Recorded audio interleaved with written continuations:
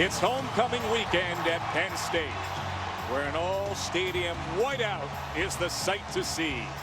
Arriving to their latest test is 5-0 Michigan. With lessons learned, they've escaped close calls.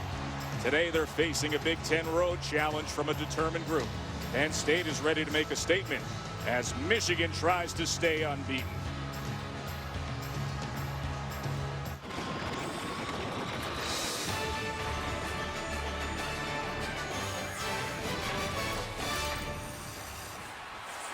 We welcome you to ESPN College Football Primetime, presented by Hampton Hotels. From Beaver Stadium, number 18 Michigan, 5-0 with all their big goals still on target, going up against a hungry to bounce back Penn State Nittany Lions team. What a scene that is, as Michigan, one of the 16 remaining unbeatens as Oklahoma went down earlier today. We're so glad you're with us. This should be a great one. Joe Tessitore alongside Matt Millen. And the question is, which Michigan team are we going to get here? Is it the Michigan team that's been heavy on turnovers and had those close calls against Akron or UConn, or that talented, superbly athletic Michigan team with that loaded backfield? And the answer is you're going to get both, because that combination is still undefeated. And when they're playing at their best, they're hard to beat. And when they make mistakes, usually it comes on the arm of Devin Gardner. Gardner has all the skills you need. He sees the field, but keep in mind, this is only his 11th start. He's still a relative newcomer. When he's on those tests, it's as good as they get. And it also opens up these guys, Toussaint and Green. I would expect that today, that the run game for Michigan is the #1 priority for them as a team, and then also for Penn State to have to stop. As for Penn State, it is year number 2 of head coach Bill O'Brien. But it is year number 1 of the much anticipated arrival of the true freshman quarterback, Christian Hackenberg. You know, it's funny, when I watch this and I see Bill O'Brien, he's trying to make a Tom Brady. He has all the requisite skills. He's got the big arm. He sees the field. He's extremely bright. He's also a gym rat. He's also very bright, and that part at times can be detrimental because he's still in the thinking process test. And sometimes there are guys open and he thinks himself right out of completions. He is a work in progress.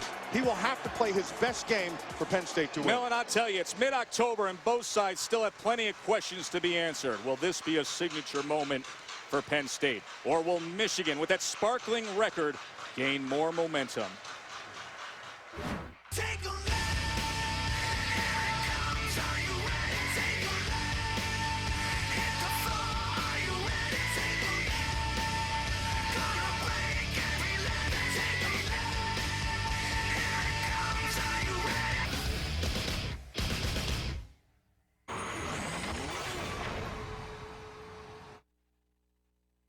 Visit WatchESPN.com or download the Watch ESPN app to watch ESPN live anytime, anywhere. Brought to you by Vizio.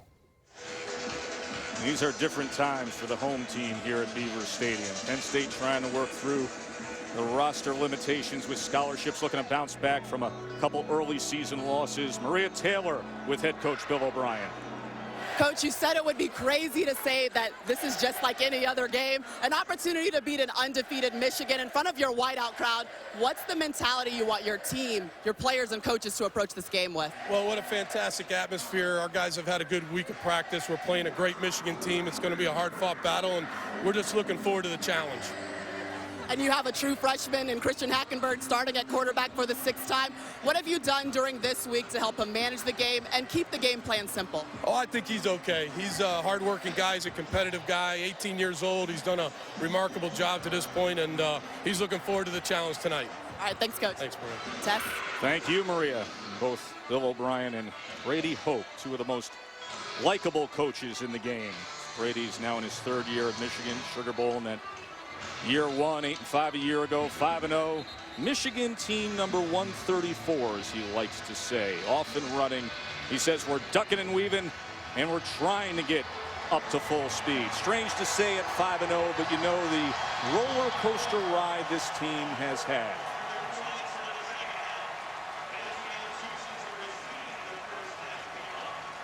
Penn State won the toss. They deferred to the second half. Michigan will receive.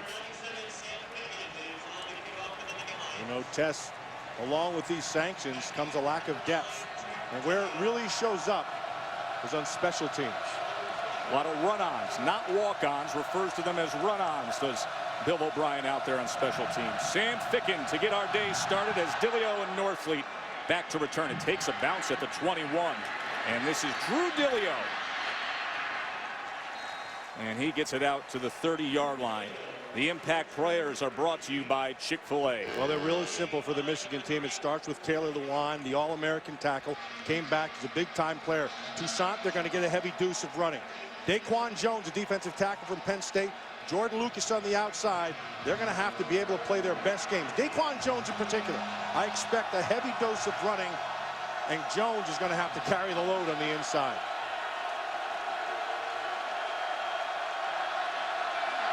A window dressing here to get things going. I formation with Toussaint. And Toussaint is taken down for a loss by Daquan Jones. That's what they need. Daquan Jones is going to have to play big all game long. Now that's the first play, but you can see what Michigan wants to do. Last week they experimented with Taylor Lewan, just putting him back and forth. They know that Daquan Jones is a force inside. He's probably better than their inside three. Expect to see a lot behind Lewan. So Devin Gardner wearing that number 98 Legends jersey of old Tom Harmon, facing a 2nd and 13. And Gardner on the ground. He gets it out to the 31 where he's taken down by Kyle Balblitz. Devin Gardner, who's run the ball well, has at least a rushing touchdown in 9 consecutive games. Turnovers have been really the defining factor of his season. You see the career numbers, 21 touchdowns framed against 14 interceptions. The test, this is exactly where Penn State needs Devin Gardner to be. 3rd and long situations. They want to try to make him be a pure passer. Take the legs out from under him. John Butler, the defensive coordinator, said that was the key. Make Gardner pass. Well, here's a passing situation.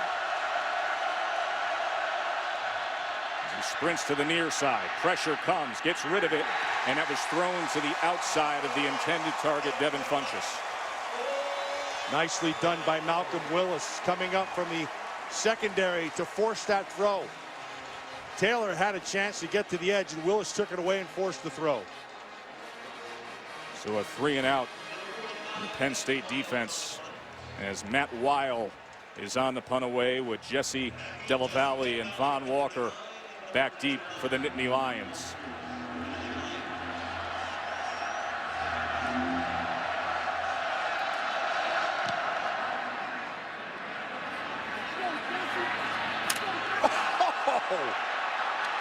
Delavallee keeps the legs going out to the 36. There was an absolute decapitation on the field. The other returner just absolutely drilled the first man down. That was Walker. Oh, man, watch this. Watch right there, number 25. Look at that. I heard it up here. I'm probably, how far were you? That's Von Walker, number 25, and that is one right to the kisser. Giving it to Dennis Northfleet, the receiver and return man for the Wolverines. So here is the 18-year-old quarterback. Zwinak. And a good hard-charging run by the junior running back, Zach Zwinak. There is number 47, Jake Ryan, who tore his ACL in spring practice, their best defensive player a year ago, who's been practicing, and they said they would make a decision if he could go today. 2nd and 2. Play action with Hackenberg. And he gets his first pass of the day, complete for a first down to Brandon Felder. And with this matchup with the Penn State offense, a look at the impact players brought to you by Chick-fil-A. Well, Allen Robinson is their big play guy. And Adam Brenneman's a guy you don't really know about, just a freshman. He has a huge upside. Frank Clark on the inside and Countless as the corner are going to have to play big. Zwinak forces his way near the 40-yard line, tackled by Quentin Washington. Adam Brenneman, who you discussed there as an impact player, didn't see playing time last week, but he was a very highly touted recruit. and he's a guy who could be a difference maker for the young Hackenberg.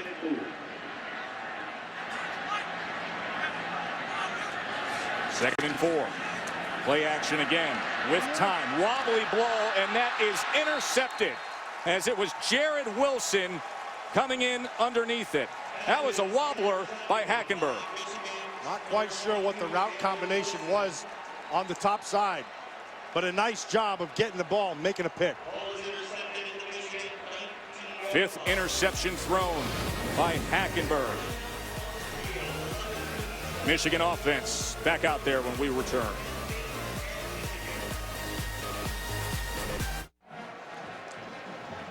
A 3 and out for one side and a turnover for the other. Scoreless here early on just a perfect day in central Pennsylvania, as aerial coverage is provided by Goodyear. Everything Goodyear has learned, making tires that go the distance, inspires what they roll into yours. Goodyear, more driven.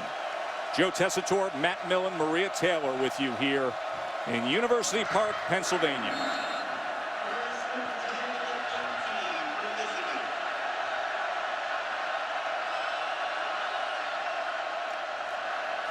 Fitz Toussaint, and good pursuit again. Another tackle for loss.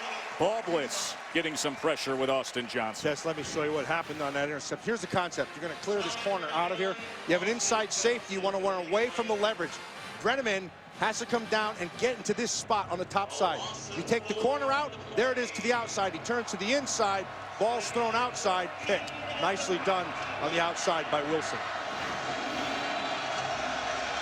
Penn State front 4 off to a good start against the run game of Michigan.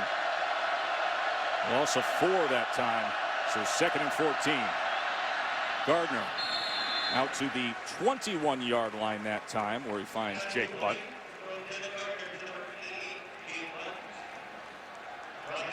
Tess, again, they find themselves in 3rd and long.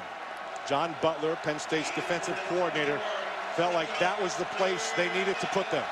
Keep them in 3rd and long situations. And then that's the first part of the equation. The second part is keep Devin Gardner from getting outside.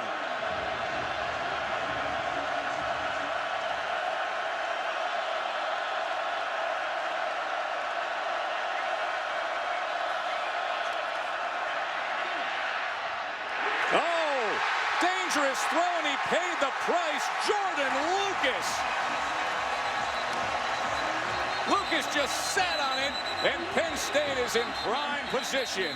And a little scuffle after the interception.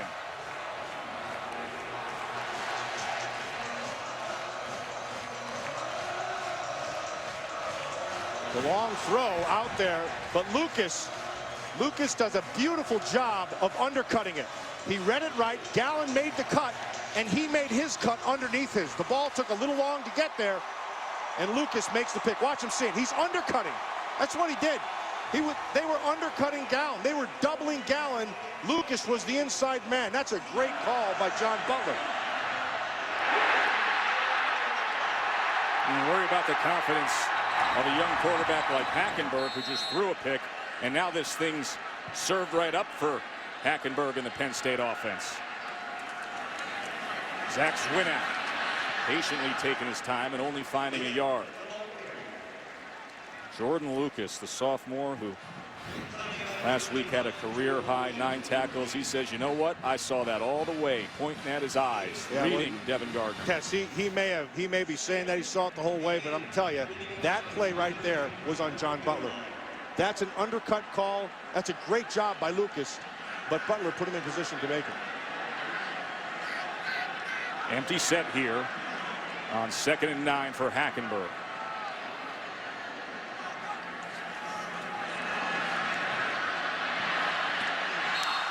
That is incomplete, as he was looking for Bill Belton, the running back who was sent out. I like what Bill O'Brien's trying to do there. So he knows you could get pressure down here. Greg Madison, the defensive coordinator for Michigan, he'll bring pressure down inside this red zone. So what you do is you spread everything out, and it's defined for the young quarterback, so he can see things a lot easier. Doing the same thing again. 3rd and 9. They can get a first down at the 4. So Michigan shows 3 and drop 8. that's a really tough coverage to throw into. You should have time, but you'll have everything zoned off. Plenty of time for Hackenberg to the end zone, and that's a touchdown. Brandon Felder, Penn State jumps out in front.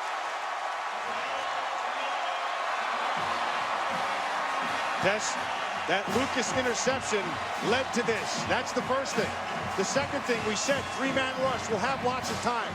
Now I want to show you the third and most important part, and that's Hackenberg looking like a young Tom Brady, standing in the pocket, not getting phased, being patient, and delivering a perfect strike.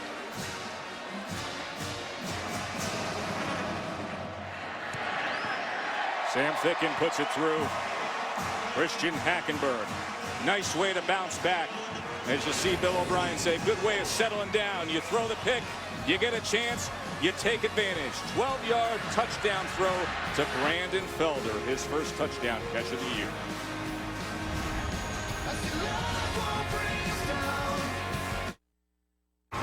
ESPN College Football Primetime is presented by Hampton Hotels. Feel the Hamptonality.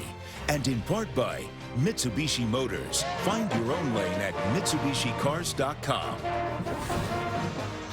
Homecoming parade last night here at Penn State. Penn State playing a top 25 team for the second straight year on homecoming. Beat Northwestern last year 39-28. Got a 7-0 lead early against Michigan.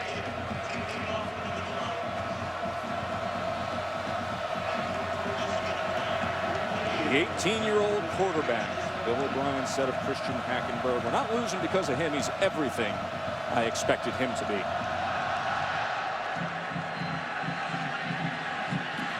Dennis Northfleet here on the return for the Wolverines. And he was just tripped up at the 25. Flag comes down. We'll check on that in a moment. First, Reese Davis in the studio. Joe, this is a Dr. Pepper 10 conference update. Some saying the Supreme Conference and all the land. The Pac-12, number 2 Oregon and Washington tied at 7. Watch Marcus Mariota.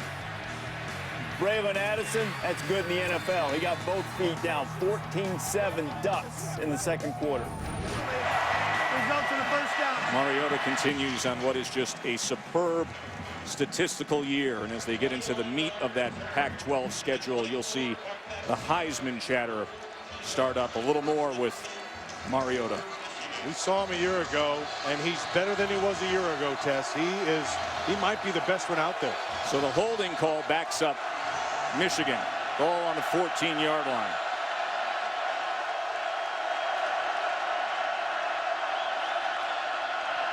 Fitz Toussaint. And this time he gets running room, and he does well with a gain of 12. Let's check in with Maria Taylor. Down here, the Penn State defense is really locked in on the fight. Defensive line coach Larry Johnson said, if you want to fight with them, push them back 5 yards. That's how you swing. We've already won the first 2 rounds, so stick in it. It's about endurance in a game like this, guys. It's the kind of game that Penn State wants it to be, Matt. Exactly. They want to bring it back to them, to what they can do. That's just be physical.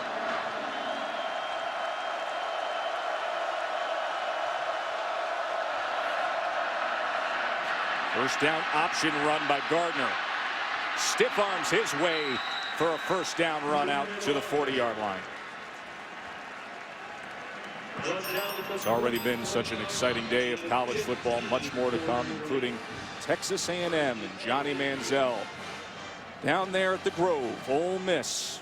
And that's after Michigan and Penn State right here at Beaver Stadium.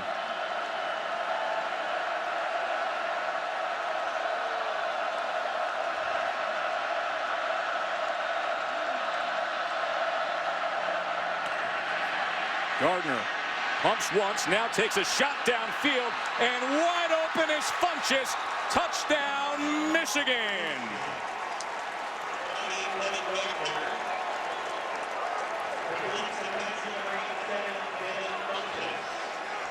Devin Funchess has turned into such a dangerous weapon for Devin Gardner. 59-yard touchdown catch by the sophomore tight end. Yeah, well, they blew this coverage because you can see that he's going to be down here. They're going to come with a corner blitz off the side. And then as he gets depth, He runs right back, right past the safety. Safety gets stuck in a spot. That's Amos. He makes the wrong choice, and it's 6 quick. Brandon Gibbons' extra point is good. Now, John Butler, the defensive coordinator, said we need to do 2 things. Stop the run, make him throw, but watch out for Funchess. They were watching Funchess streak right into the end zone. Big play for the Wolverines.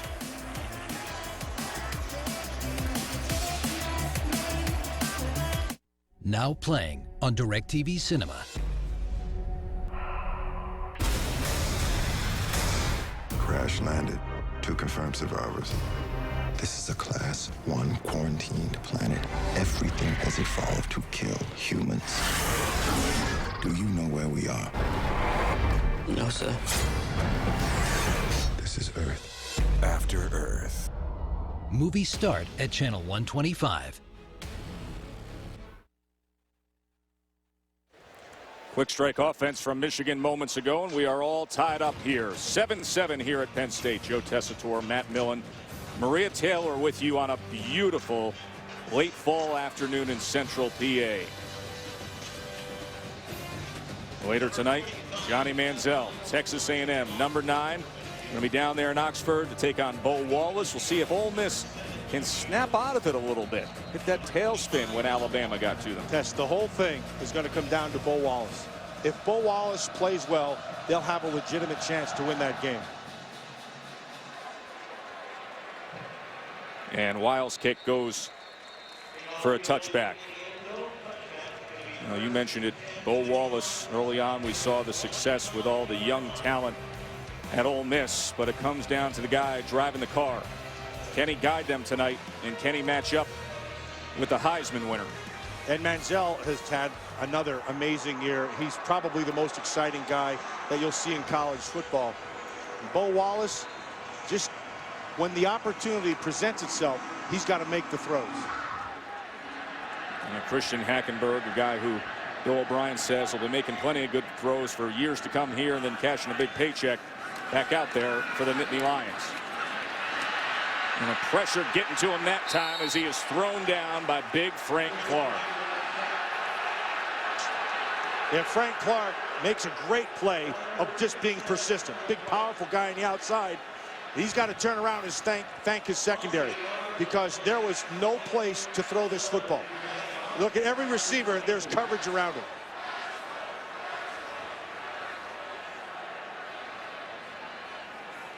Clark is one of those freakish athletes, 6'2", 273, but boy, does he have a motor.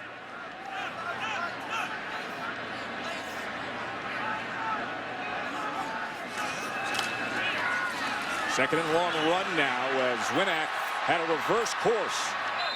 And he just gains about 1.5 yards as Ramon Taylor came up defensively.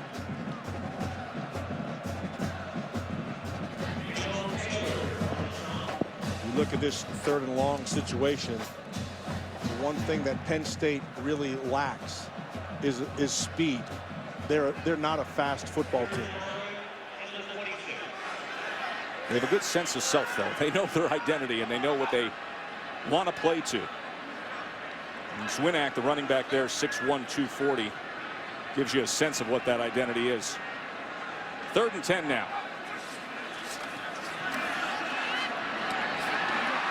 And trying to fight for the yardage was Bill Belton. But he's going to be 1 yard short.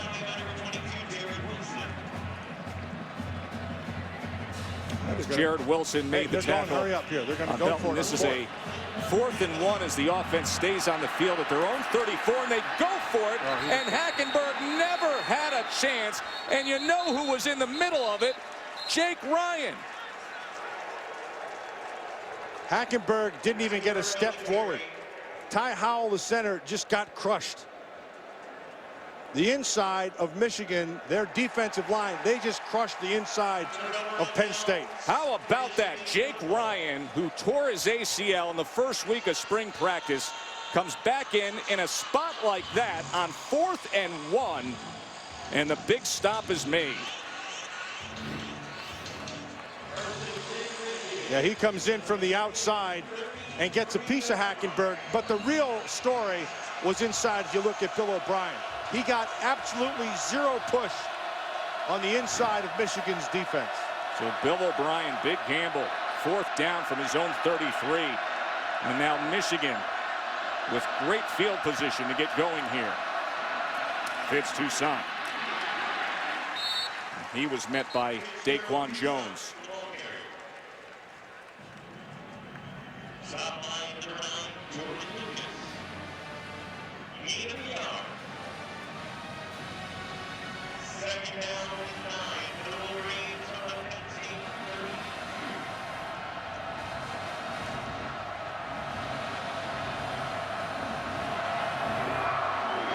Great moment for Ryan. He receives congratulations on his return from his teammates. 2nd and 9. Play action, little pressure off the edge, and Gardner will go down all the way back at the 40-yard line. Olanian was the first to get to him, and Glenn Carson also came in. Daquan Jones on the inside. You're going to watch this and watch Jones on the inside. Usually when you get a good pass rush, it's because you're getting push up front, and then he can't really step up, and that's exactly what happens here. C.J. Olanian has been steady playing that end spot for John Butler, the first-year defensive coordinator. He took over when Ted Ruth left to take the job at Georgia Tech. 3rd and 17. Play clock was counting down as Gardner snapped it. He's going to launch it to the end zone. And just through the hands of Devin Funchess. 23, Ryan Kaiser's got to watch himself. He let Funchess get behind him again. And Funchess is down a little bit. That's a good player. Sure is. Had the 59-yard touchdown earlier.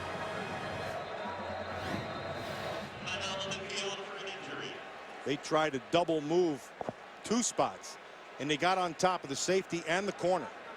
That's Trevor Williams, number 10.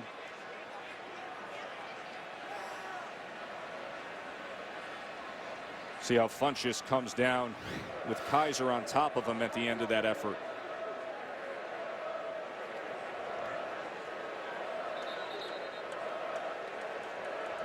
He's a real added dimension to this Michigan offense. Big body, he can run, has excellent hands. Brady was like, are you okay? If you're all right, then get up here. That's what Funchess does. They've been going to him often. Last week, career high 7 catches, 151 yards. Already 3 times targeted tonight, and 1 time they hit the jackpot with that 59-yard touchdown. As Michigan will punt away, that turnover on downs didn't harm Penn State. It's a good little pooch here inside the 5. Check in with Reese again. Joe, SportsCenter right now brought to you by Ally Bank. Big upset of the day. Number 7 Georgia goes down to Missouri. James Franklin hitting LaDainian Washington for the touchdown. 41-26 the final, but Franklin was injured. Gary Pinkel saying he's going to be out for a significant period of time with a separated shoulder. Missouri has Florida next week. Well, that SEC East, that is getting jumbled up, and there sits Missouri at 6-0. So 2nd loss of the season for Georgia. All those injuries they have suffered, they were thinned out. Here's Belton now testing the middle of that Michigan defense and not finding any room. Christian Hackenberg is a work in progress. He has, like we said, all the requisite skills that you need. He's got the big arm, he sees the field. But keep in mind, he's just 18. There is a lot on his plate, and he is a gym rat. He stays in there. He's trying to learn as much as he can. But what you really see is the thought process, and he's still in the piece of eliminating things before he chooses the right one. Here's Belton again. Cut back against the grain, did a good job of keeping his balance to the 11. I liked what Bill O'Brien had to say of the reality of it. When you got big arm talent, you were always the man as a high school player. He says, listen, he was playing sandlot football through high school. Now he's learning how to play football. Yeah, and he's not the first one, and he won't be the last one, and he'll continue to learn all the way through. The good news is he's a willing student, and he's got a willing teacher. Facing a 3rd and 5 here.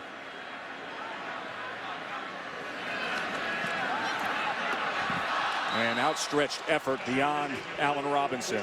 Robinson is always, seemingly always, his go-to target in third down spots, but they will be punting away. Yeah, Tess, that right there, that's not on Allen Robinson. That's completely on Hackenberg. This is one of those throws, like, when you have the opportunity, you've got to make it. That's got to be a more accurate throw. Robinson will do something with it. Alex Butterworth to punt away from the 3, and it's a low line drive. They got to scatter from that thing, and it does take a Penn State bounce just beyond midfield. So trading a bit of field position after the turnover on downs. Coverage will begin with Monday Night Countdown at 6:30 for the Colts and the Chargers. Monday at 8:25 on ESPN, and that means a close-up look at one Andrew Luck. Andrew Luck, every time you look at him, he gets better and better. I tell you, Phillip Rivers is having a great season. But Andrew Luck is one of those guys who's just got it.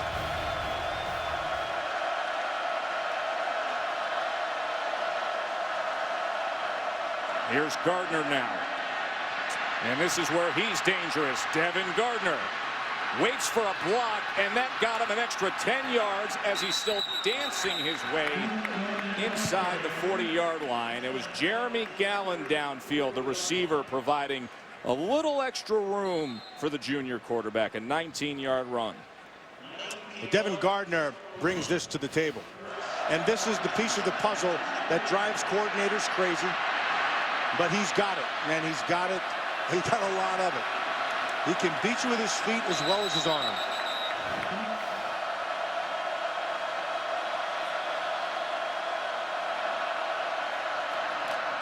Pitch to Toussaint. That was well read, and coming up and making the hit that time was Wortman. Wortman makes the tackle. The play was made on the outside by the corner. He came up and forced everything back inside.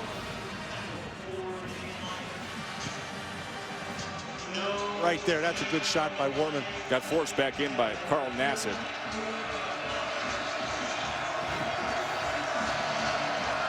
Second and 10 now.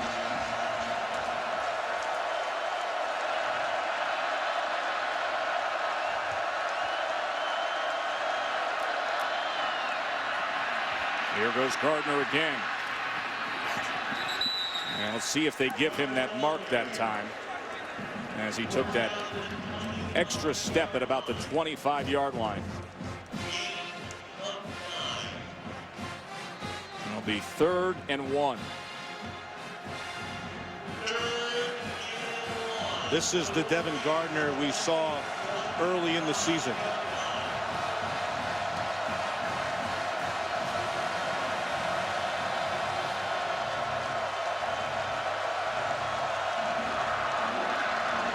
Got their jumbo package in. A big tail of a one all the way out, flanking the left side of that line.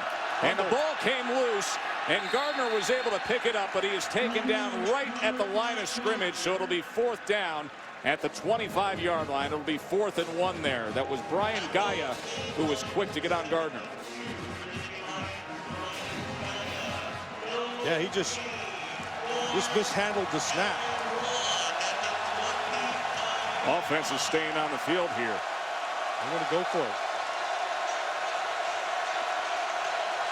They got a very capable kicker in Brandon Gibbons.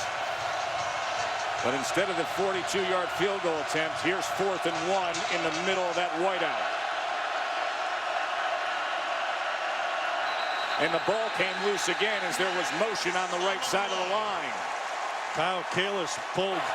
He was going to pull to the edge. Offense, number 67, 5-yard penalty. It remains 4th down. He's a first-year player. They're very high on his upside, a 5-star recruit. But in a spot like this, in front of this crowd, he can get a little tight. So here is Gibbons. Kyle Kalis, his dad, Todd, played in the National Football League for a long time. He's got the same characteristics. Tough guy. 47-yard attempt for Gibbons. Career long of 52. He is usually solid and steady, as he is right there. the senior from West Palm Beach, Florida, breaks the tie.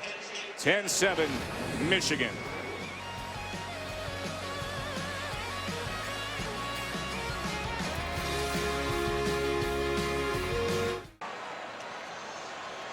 Joe Tessitore, Matt Millen, Maria Taylor, 10-7 Michigan. You know, Matt, between the turnover on downs and then the punt that gave Michigan field position just around midfield, they only came away with 3 points. Their average starting field position tested their own 41. Penn State's defense has held remarkably well. There's Geno Lewis trying to give Penn State some good field position here.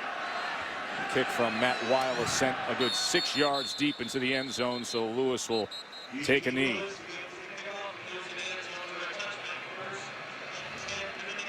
Just those 61 recruited scholarship players with the limitations, and Bill O'Brien likes to talk about the 10 walk-ons that were given scholarship. He refers to them as run-ons. Nobody walks around this program, and they got leaned heavily on everybody, every man that can contribute through these times here at Penn State after the sanctions were levied.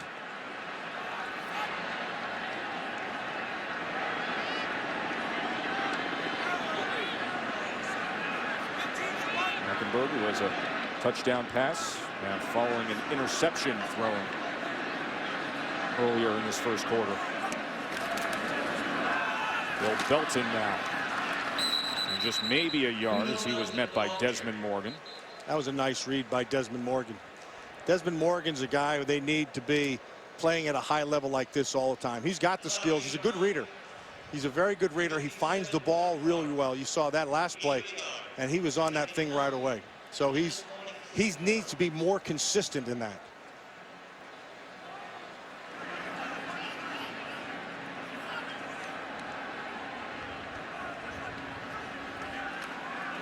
Here's Hackenberg on 2nd and 9, and he's able to find Jesse James, who will make for a 3rd and 1 with that reception as he was tackled by James Ross.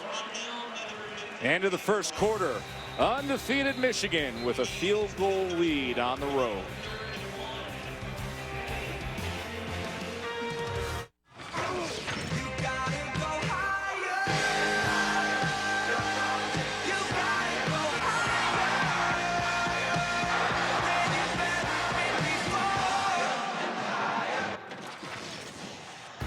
The start of a stretch of 4 of the next 6 games on the road for Michigan. I'm not sure they're going to see a more beautiful sun-kissed scene than that we have here in Central PA. On the road with a 10-7 lead are the Wolverines, as Devin Funchess had a 59-yard touchdown reception.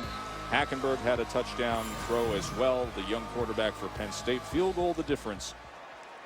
And here on 3rd and 1, running the ball with Zwinak, he was stopped right at the line of scrimmage by Jabril Black and Cam Gordon. That inside of Michigan's defense has just been outstanding in short yardage situations. Jabril Black and big old Quentin Washington, you see right there, they got absolutely zero movement, and they were the difference in the play. The timeout is being used by Michigan. We'll take a quick break and we'll come back. Brady and the bunch ready to go again.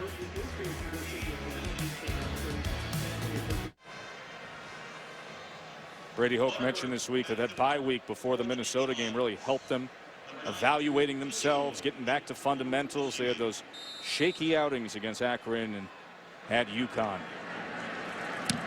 Butterworth punting away. Rudilio, nice kick. He's going to let it go well over his head, and it takes a bounce all the way into the end zone for a touchback.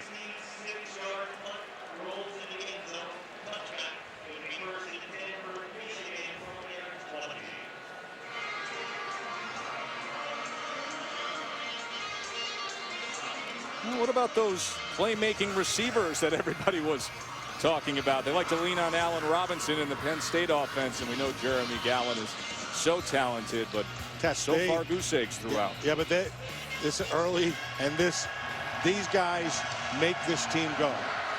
One of the reasons they're not seeing numbers is each team's aware of them, and so they're rolling coverage to each respective receiver. Gallen has that streak, 41 straight with a catch. Oh, right in the back.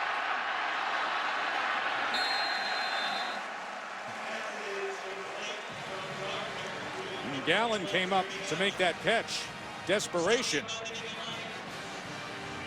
That's Malcolm Willis again. John Butler has been rolling the dice here. You can watch number 1 coming. He beats the protection, which is Fitz Toussaint, and he causes the bad throw on Gardner. Both these teams haven't been afraid to send some pressure. Strange way to keep the streak going. 32 straight games with a catch for Gallen. Here's the run on 2nd and 12, and that just goes for a yard. And it's Glenn Carson who came around with the tackle there. Ball blitz was right in the middle of that thing as well. Michigan, again, on 3rd down test, they have not been good. In fact, they're 0 for 4 on 3rd down. And 3rd and long is where Penn State likes to get them. And they're backed up into that student section here in this all-stadium whiteout. Stack trips, and now Funchess motions out of it to go 2 by 2 in this set. 3rd and 11. They bring pressure right up the middle. Gardner trying to escape it. Now he's going to tuck, run, cuts back, keeps his footing, and somehow gets it.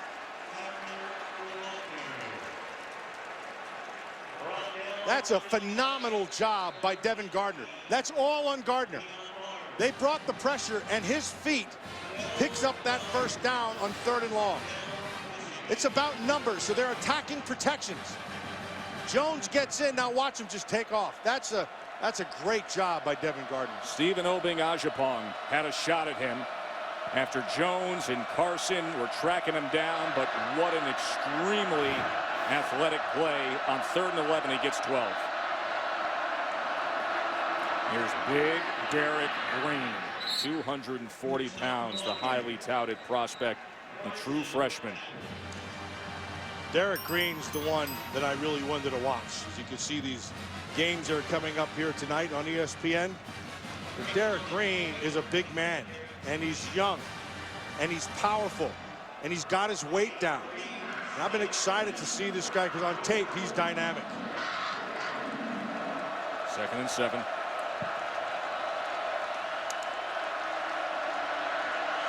Green stays in.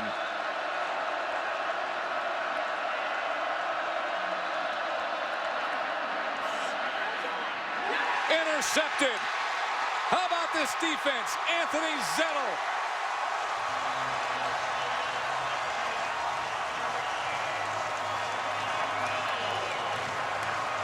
The backup defensive end. Drop it off in coverage. He has shown some big playability, and he made a real big play there. What you're going to see is Zettel on the top, and he's going to drop into coverage. Reason they're doing that is they're bringing pressure from the strong side. Again with Willis, it's a zone blitz. And so as soon as he reads it, he thinks it's man, and here comes Zettel settling underneath. Nicely done on the pick. How many times can you say you see a 98 intercepting 98? Here's Hackenberg now. Up top and in. Christian Hackenberg to Jesse James.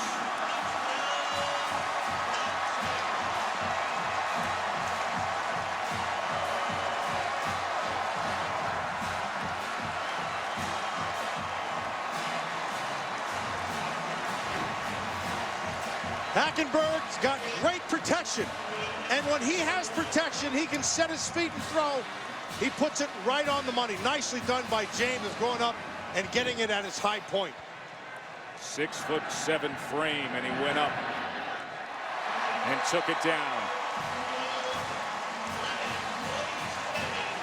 Penn State, 2 touchdowns with a short field, both set up by interceptions.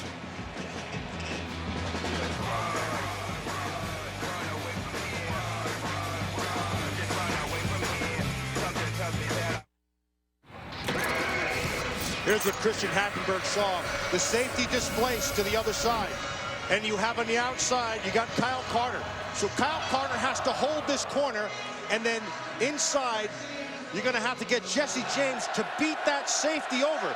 The only way that he can get there clean is to get a clean release. And Ryan, 47, doesn't get a good jam, and because of that, he's able to find the hole. You start to see where this whole thing is headed with Christian Hackenberg. And now you see the leadership on the sideline. 2 touchdown passes here in the first half against 5-0 Michigan. Tess, that is really impressive for a young guy to synthesize all that information at the line of scrimmage, knowing where he has to get and putting the ball there. An interception by Anthony Zettel set it up. Penn State with a 14-10 lead against number 18. Of course, you can get your NFL Sunday started with Sunday NFL Countdown at 10 a.m. on ESPN with Boomer in the gang. Plus the Sunday crew saying the coolest place in Gillette Stadium, Robert Kraft's owner box. You get a tour there. And Fantasy Football Now starts at 11 a.m. on ESPN2 to get your lineup set. I know one thing, those owner boxes are a lot better to eat when you're winning. Yeah.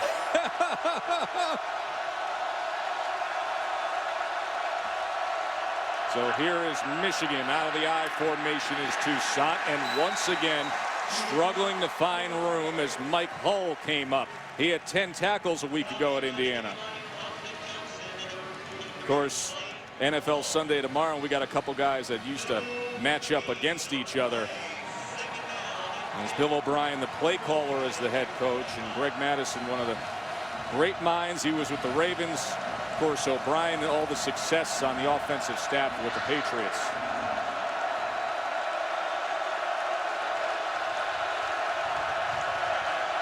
Second and 10.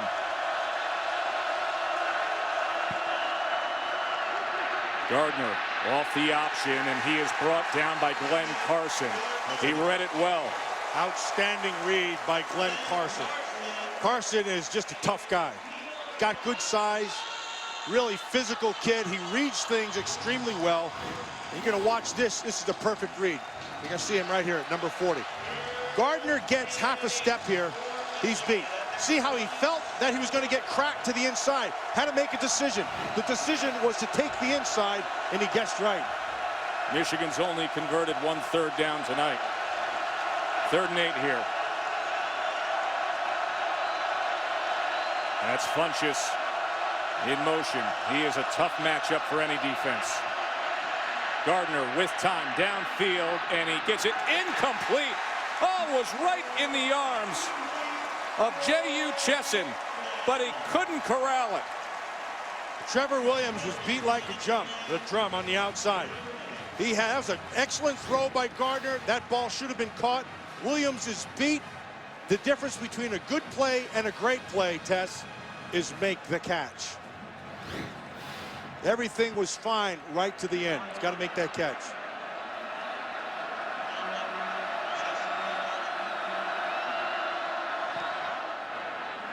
And Matt Weil punts away and is muffed and then corralled that time by Vaughn Walker. Let's check in with Reese Davis. What do you got, Reese? Joe, Taco Bell studio update, and potentially biggest upset of the season. Boston College down 10-7 to Clemson. Chase Reddick, Alex Amadon, 69 yards, and late in the 3rd quarter, the Eagles are up by 4. That is the worst kind of team you want to play before a big game. You do not look ahead against a Steve Adazio coach team because they are a punch you in the face kind of club. Very familiar with that. Yeah, you're very familiar with that. And Adazio is that guy, and his team has taken on his personality. They are fun to watch.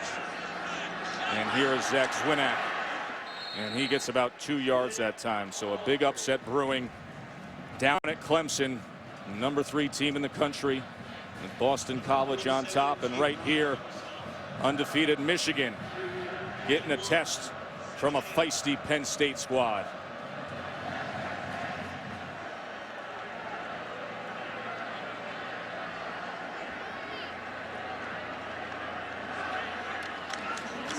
Play action now.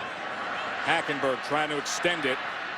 And he threw it a little low into the outside for Allen Robinson, so it'll be 3rd and 8 as it was Ojamudea pursuing Hackenberg.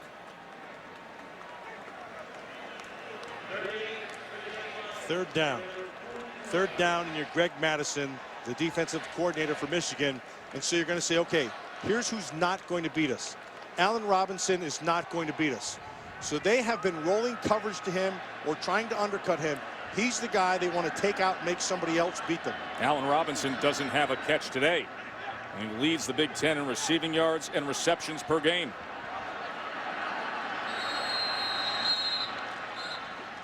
And a timeout is called by Penn State. They'll be facing a 3rd and 8 when we return.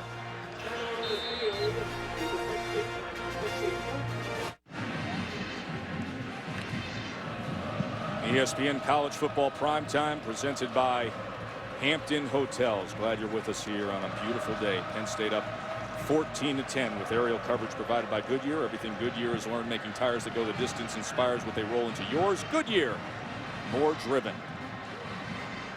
An all-stadium whiteout here at University Park, Pennsylvania.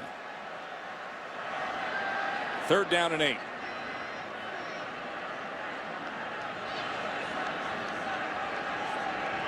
Hackenberg's been able to do on 3rd downs, 2 for 3. We'll have the touchdown pass on a 3rd down to start the game. And he gets the chains moving here as he finds Kyle Carter. This is really smart by Bill O'Brien and this offense. As they're switching off, they're going to hurry up, trying to catch Michigan not lined up. A little bit of up-tempo now from Penn State, and Bill Belton gets to the outside off of it and was taken down to the 46-yard line. You saw Michigan still trying to get to the line of scrimmage as O'Brien took advantage. Thomas Gordon saved the big play. And now they stick with the tempo, and they get it complete, and Robinson makes a man miss for a Penn State 1st down. Yeah, this is what went on that 3rd down. They rolled coverage to Robinson and singled on the top side. That left the tight end one-on-one. Hackenberg took advantage of it. Greg Madison trying to get those defensive calls in very quickly as Bill Belton just goes for a yard. So, Tess, here's what happens when they roll coverage. That means you're going to take one of the safeties, and he'll move to Robinson's side to stay on top of him to take away the deep threat. And when you do that, the other safety moves to the middle field, and it singles the other receivers up to the top. There is Robinson matched up with Taylor here. 2nd down and 9. Pressure coming. Gets rid of it. Gets it complete to Jesse James. 1st down, Nittany Lions. They're going hurry up again. Bill O'Brien's liking this. Fast pace after the 1st down.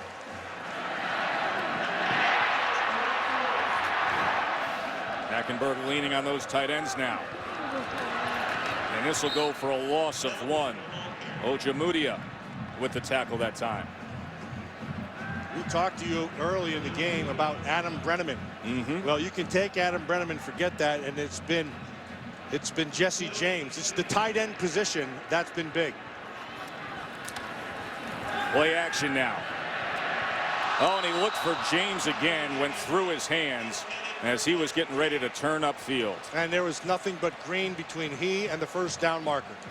And that's on Jesse James.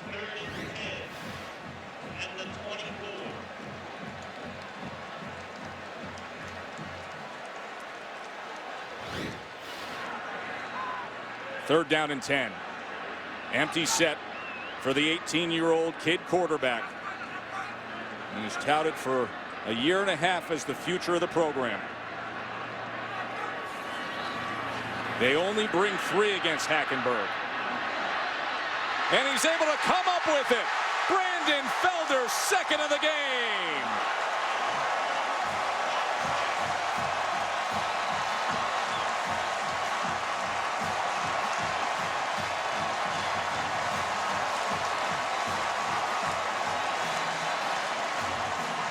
Great catch by Felder, but watch Hackenberg puts it the only place he can. It's behind. He needed Felder to come back, and he beats Avery with a big body.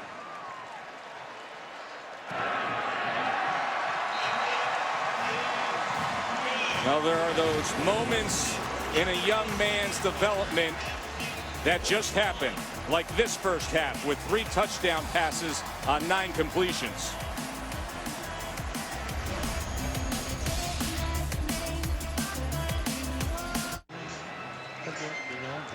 The big campus in central PA, Penn State homecoming weekend, where the alums have come and they have been introduced to Christian Hackenberg, their freshman quarterback. Yeah, what they're seeing is a show. See all this up front? Michigan's trying to show Hackenberg they're going to bring pressure and give him man-to-man coverage. Then they drop out and play a zone. Hackenberg uses his feet and finds the matchup that he can in the back of the end zone, throws it in the only spot that Felder can make the play, and beats Avery for the score. A little grooming going on over there with Hackenberg as they tend to him, and Bill O'Brien looking on with a 21-10 lead on top of Michigan, as this is fielded by Drew Dillio. And Dillio spurts out to the 28. Reese, what do you have for us? Joe, Michigan not the only unbeaten being challenged or in trouble. Number 2, Oregon up 21-7. Bishop Sankey gets loose, and he'll go 59 to get the Huskies back in it. But just seconds ago, Oregon just scored again to make it 28-14. Now, Baylor undefeated, taking on Kansas State. I want you to watch this play by Ryan Mueller of the Wildcats against Bryce Petty. Put that ball away. I'll take that. Kansas State turned it into a touchdown, and the Wildcats have the lead as they're about to head to the 4th. Oh, is it going to be one of those days in our sport here as Fitz Toussaint only gets a yard? We got Oregon, Baylor, Clemson losing to BC, and Penn State on top of Michigan. Maria? Well, after that last Penn State touchdown, Brady Hoke walked past his D-line, his secondary, and told him, you got to start now. We're not going to have a lot of opportunities. That's the first time he's really stopped, come off the sideline, and made sure he spoke with his defense guys. He likes to be a communicator. No he needs to headsets communicate to his defensive line because he's getting no pass rush at all, Tess. 2nd and 8. There's Toussaint. They're going to use a timeout here as he was signaling over to Jeremy Gallen to shift sides. And talk about that Penn State defense and how to approach playing Michigan. Now, you gave us an example the other day at practice. Yeah, and it's a lot, it has to do with all your pre-snap reads. First things first, you got to go down in distance. You got to know it from the sideline, and field position, where you're at on the field. After that, you're waiting for them to come to the line of scrimmage. You see them walk to the line of scrimmage, first thing you know is formation. So that tells you some information. Then you see the backfield set and also the personnel on the field. Now you walk to the line of scrimmage, you're going to start to pick up different things. You know what you're in already, so I know my numbers. So I'm good with my numbers in the run game. Go ahead and start. So if every time they move, that's another piece of information. You start eliminating plays. Now he motions back. He starts his cadence. I do my cross reads. I check back inside, go ahead through. Wide 20. Wide 20. Set. Okay, you see the guard pull, you attack downhill. Everybody stays in their gaps. No gain. That's happened plenty against Michigan. Toussaint just has 8 carries for 9 yards. 2nd and 8. And that time they fill the hole with yet another tackle for loss, Daquan Jones. In the last series, Glenn Carson must have been taking notes. You can see this is exactly what you put forth. Number 40. And then you come downhill and you make decisions. You know, the interesting thing about football is every step you're making a decision. Glenn Carson's made some very good decisions here tonight. He's been physical. He's been coming downhill. Defense is about discipline, Tess. You have to fill your gaps. Everybody has an assignment. You have to own that ground. Carson's done a nice job tonight. Majority of the rushing yards have come from the quarterback, Devin Gardner. Toussaint and Green have been stopped. Now a 3rd and 10.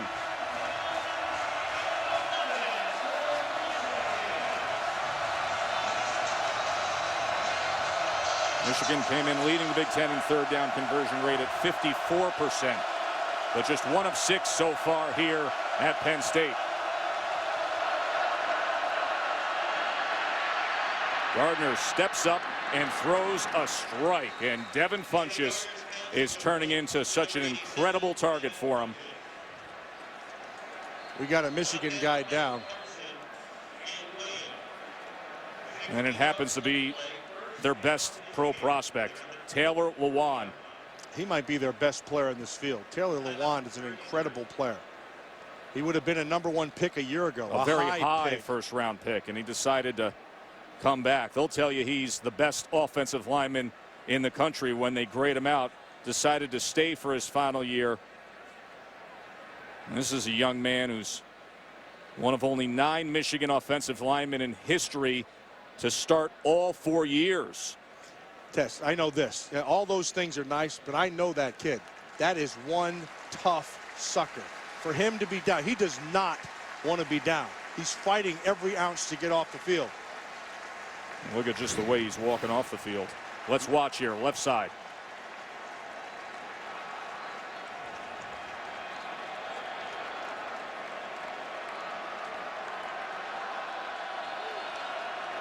Got hit up high. Yeah, it was Deion Barnes when Lewan was locked up with his matchup, and it was Deion Barnes who came in, hit him on the side. Let's hope he's all right. That's a fun player to watch. So one of the very best linemen in the country steps off for Michigan as they get a first down after that completion to their tight end. And now on the option is Gardner. And they pursue down the line again with Carson. That's just good team defense.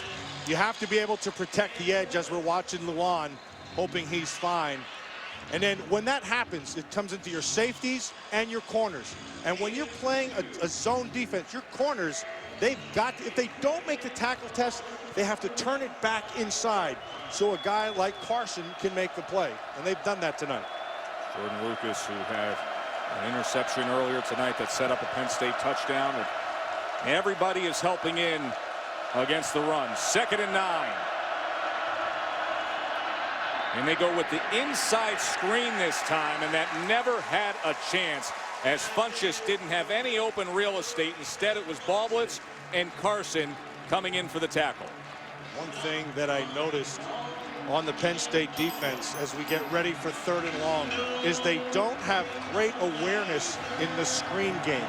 I expected to see more screens coming out of Michigan. That time Penn State played it well. And here on 3rd down and 8, the All-America left tackle is back in the game. Taylor Lewan. What a great sign for Michigan to see him back in there.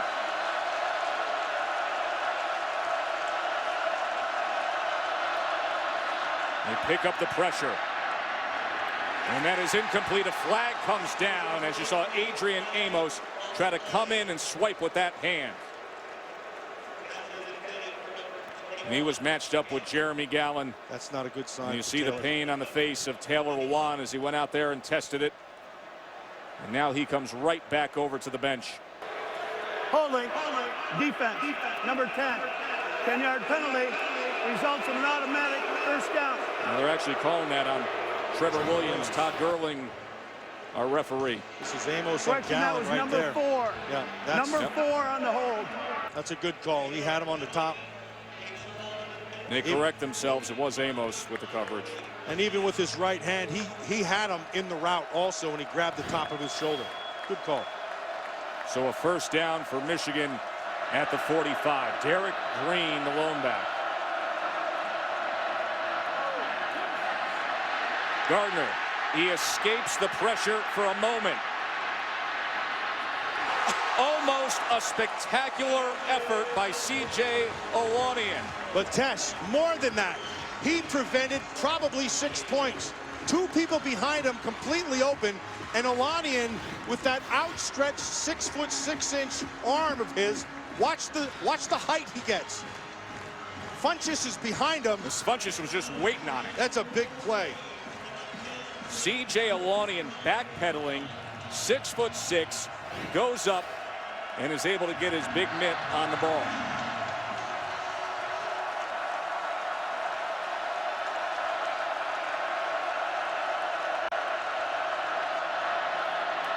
Second and 10, design quarterback run. Taken down at the 40, will be 3rd and 5. And it was Amos with the tackle of Gardner. Boy, Devin Gardner has been their entire offense. You could see him in the last 3 games, and the interceptions, the turnovers is kind of what hurt him. Tonight, you can see 80 yards. He's got 2 picks. The difference for Devin Gardner in this game, his feet have bailed him out of some situations. And here we are in 3rd and 5. You have to defend both his arm and his feet.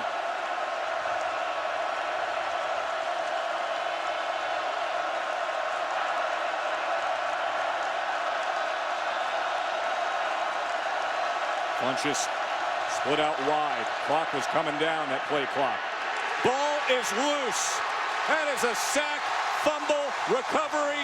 Penn State, Daquan Jones. It was C.J. Owanian coming in, and Jones falling on it.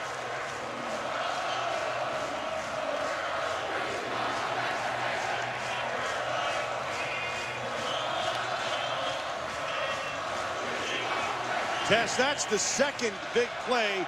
As you look at the play clock down to 0, that should have been whistled. This should have never happened. And it wasn't. And Owanian with the sack fumble. They're gonna, that's going back upstairs. We're gonna check it. On the field was a fumble recovered by Penn State. The previous play is under further review. They're reviewing the fumble on the field. Devin Gardner, 3 turnovers, with 2 interceptions, and now this fumble. And the word we're getting from Steve Newman, the replay official, is they are looking at the progress of the ball, and they'll see where this came to an end. Nobody blocked Owanian. Nice job of awareness. Just slap the ball out when you have that opportunity. And big old Daquan Jones on top of it.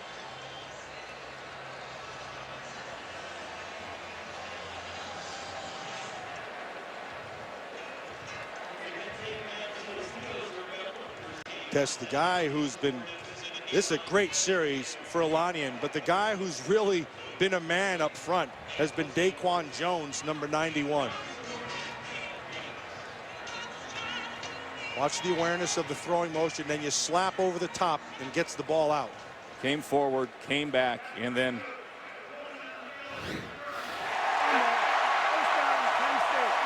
Owanian swiped in. So, you know, the message we got from Steve Newman, not exactly what they were looking for. Clearly they were looking at the motion of the hand.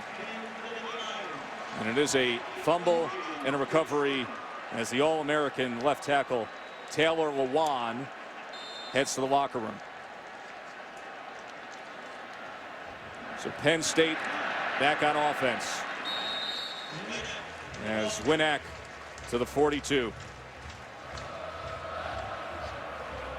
And Lewan with a shoulder to lean on as he heads to the Michigan locker room. Remember, they shuffled the offensive line a week ago, but he's the one big anchor they have. 2nd and 6. Bill Belton will pad leverage to the 39. That was Desmond Morgan with the tackle. Tess, when Bill Belton's in the game, this is it's a faster offense. It's a more dynamic offense. Just a junior. He's a lot better than he was a year ago. But what he gives you is he gives you some make you miss in there. He's got a little bit of wiggle to him, and he's got some speed to get to the edge. Without Belton, they don't get to the edge well. No, Winnack is 6'1", 240. Between the tackles kind of guy. Here's 3rd and 2, and it was down near the shoelaces of Adam Brenneman. That's completely on Hackenberg again. He had Brenneman wide open. Hackenberg pulled the string on it, didn't put it where he needed to be.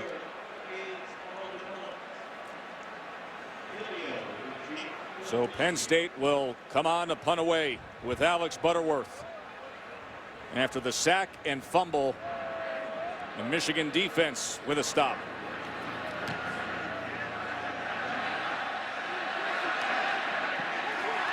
And it took a bounce, and it went into the end zone. Minute 29 before the half. Chance to visit with Reese. Joe Buick halftime report is coming right up. Clemson might have just made the play that gets them out of the woods against Boston College. Oregon being challenged by Washington. The Huskies are threatening, trying to get within a touchdown. And Baylor has been below average, but that explosive Bear offense has regained the lead. But a 3-point game with Kansas State in the fourth. Mark and Lou are here. We'll get you up to date on everything at halftime. Been a busy day. Look forward to hearing from Reese, Lou, and Mark. At the half, you see 28 points by Baylor, and you say, what's wrong? 28 points. Hey, that's a fantastic offense. That Bryce Petty, he is the real deal. Penn State 21-10. See if Michigan can come up with something here before the half. And this is Chesson. And that's 9 yards to J.U. Chesson. Maria. Yeah, guys, Taylor Lewan went back into the locker room. The head trainer, Paul Schmidt, is saying it was just too loud here. They couldn't understand what he was saying, but he is probable to return. I saw him pointing to his left side as he was trying to describe to trainers what was going on. Be interesting to see if he returns in this game, guys. Brady Hoax, star left tackle. And they are without here. We will be monitoring that. See if he returns to action. 2nd and 1, and they are stopped at the line of scrimmage as once again Fitz Toussaint struggles, and that was on that left side. That would have included Taylor Lewan. Well, an Olianian with the tackle, but the guy who made the play again was Daquan Jones on the inside. He forced and got pressure up the field, and Fitz Toussaint couldn't redirect. 3rd down. Under a half minute here.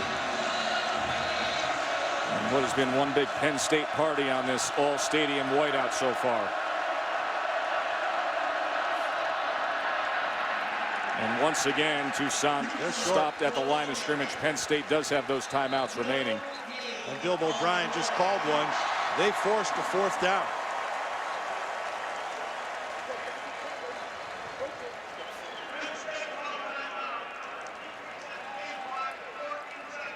Let's take a look how Penn State is finding success, brought to you by Expedia, specifically their young quarterback, Christian Hackenberg. Well, and when you're a young quarterback, you're going to make mistakes, and you're also going to have to learn from them. And he's finding success after the first mistake to come back with 3 darts for 3 touchdown passes. Consistency is what you're looking for. He's found success with his arm. Just a kid. Maybe by the end of the year he might get a whisker or 2, but right now he's just as fresh could be.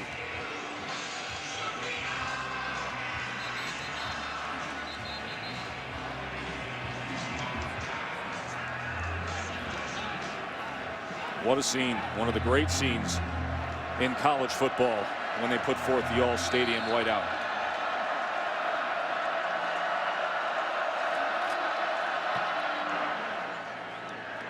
Nice punt. Matt Weil kicks away. Della Valley is taken down, and it's been shaping up to be one of those days in college football. Had an upset earlier today, had a couple brewing here this afternoon, and now number 18, 5-0 Michigan, getting a tough test, and they're going to need a comeback here against Penn State. Little of this has to do with simply believing.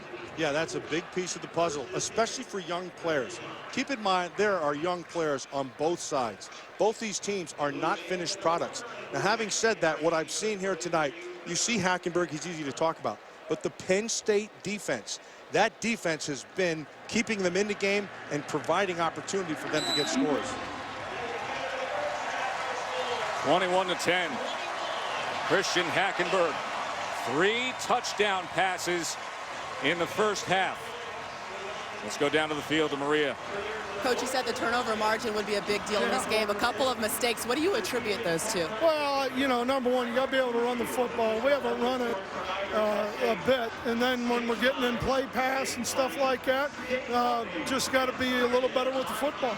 How do you create a good pass rush against Hackenberg? I'm sorry?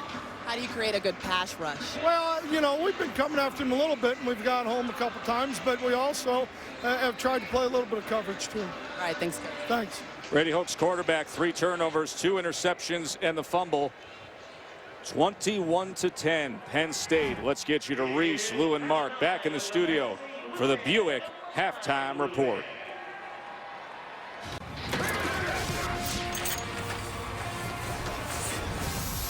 ESPN College Football Primetime presented by Hampton Hotels. Great atmosphere here with the all-stadium whiteout. Not so great for undefeated number 18 Michigan, trailing 21-10. It was the Devin Gardner show, basically. It was all put on him. Now, he did have the 3 turnovers, but nothing conventionally being produced from the run game of Michigan. Yes, Tess, what you just said, that's significant. The game is completely on Devin Gardner's shoulders. And while it may be unfair, that's what they're showing here tonight. The Michigan offensive line has not played well. Taylor Lewan out. Penn State's front 7 has dominated them. They will have to pick it up in the second half to take some pressure off of Devin Gardner. Taylor Lewan, the All-America who protects the blind side of Devin Gardner. I took a peek here, Matt. Didn't see him come out of the locker room for the second half of this game. As Penn State will get the ball first to start things off. Discover Game Changer is brought to you by Discover Card. Well, the biggest game changer in this game has been the turnovers. In the turnovers in the first half on the arm of Devin Gardner. Penn State has been able to capitalize on him on 2 separate picks. 2 interceptions, also fumbled once, and Penn State was able to cash in on both the Lucas interception and the Anthony Zettel interception, setting up touchdowns as Christian Hackenberg, the true freshman quarterback, had 3 touchdown passes in that first half. This could be a scoop and score. Frank Clark, could he? Yes! What a start to the second half for the Wolverines. That's exactly what Michigan needed. They needed a game-changing play, and they got it. Zwinak fumbles, and Clark picks it up, and he's gone. Nicely done by James Ross III. He's the one who knocked the ball out of the hands of Zwinak right there. Well placed, hand on the ball, and then watch Clark rumble to the end zone. And he's an athletic player. Frank Clark, get the ball in his hands. He can do something with it. Guy who came to Michigan at about 220 pounds. A defensive back in high school who grew into a freakishly athletic 273-pound defensive end. And could you possibly have a better start in need of a second half comeback than that? 21-17, just 10 seconds in. Let's check in with Maria Taylor. Well, that's certainly not the start that Bill O'Brien wanted, and coming out for the second half, he said that one thing his team was doing was playing aggressively and not making any mistakes. So it's interesting to see that that is the first thing that happens on the field to start the second half, but he also says he wants to have more play action out of his offense, and he wasn't quite satisfied with their performance in the first half, guys.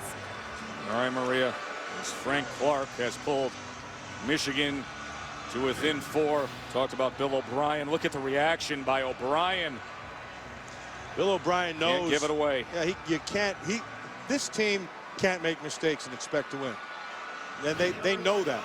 Their margin for error is small.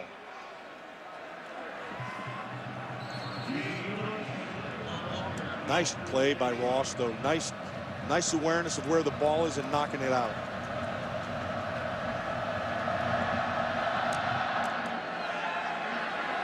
Here is Geno Lewis.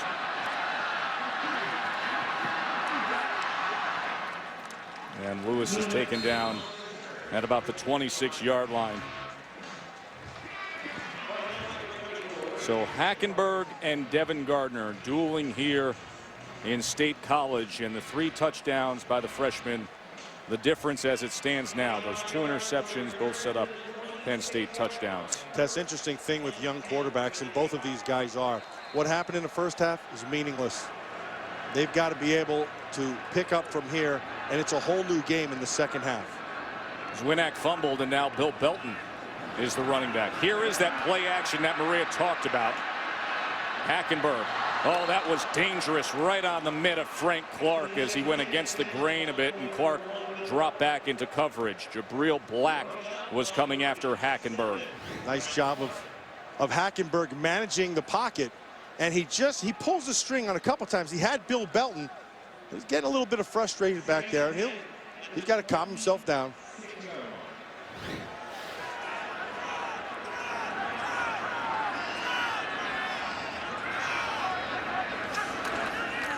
Delay handoff on 2nd and 10 as Belton fights for maybe 2 yards that time. It'll be 3rd and long. James Ross III with the tackle. He had that forced fumble moments ago. It's Greg Madison, their defensive coordinator, and he knows in order for them to have success here, his defense is going to have to pick up the pace better than what it did in the first half. He says this is a group that I have to coach every phase, every second. I like what they're doing here. See, that messes up your protections, Tess. You get guys moving around, they can't really identify who they have to be able to handle.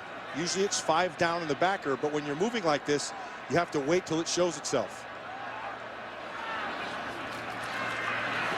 Pressure comes at Hackenberg as he released it to the outside of Richie Anderson. It was Black again. Nice job of good coverage in the backside and then forcing him out. That was Jabril Black who got a little bit of pressure. Number 1 will be on ESPN2 tonight.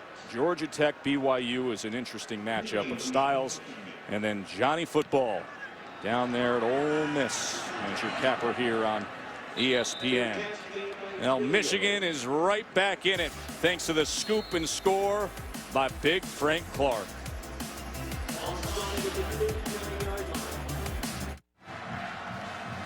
Visit WatchESPN.com or download the Watch ESPN app to watch ESPN live anytime, anywhere. Brought to you by Vizio. Moments ago, our Maria Taylor overheard what Bill O'Brien was saying to his team, telling him, I don't like your body language or attitude after that turnover.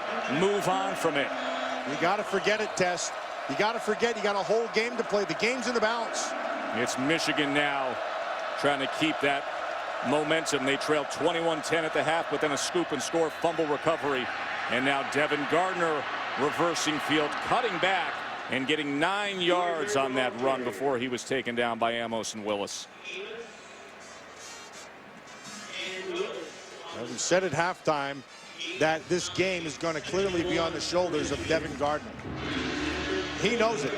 Just his body language and attitude that you saw when he got up after that play tells you he's ready to go here in the second half. I like that.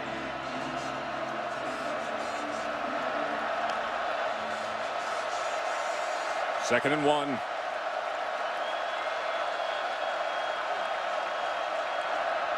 Here's Fitz. And Toussaint. It's going to be, looks like he's short as Carson and Jones. And a flag comes in late on what was 2nd and 1 as Toussaint ran up the middle. Daquan Jones has played very well up front for Penn State. The Michigan coaches really thought highly of Daquan Jones. I mean, he caught their attention watching the tape, and he hasn't disappointed today.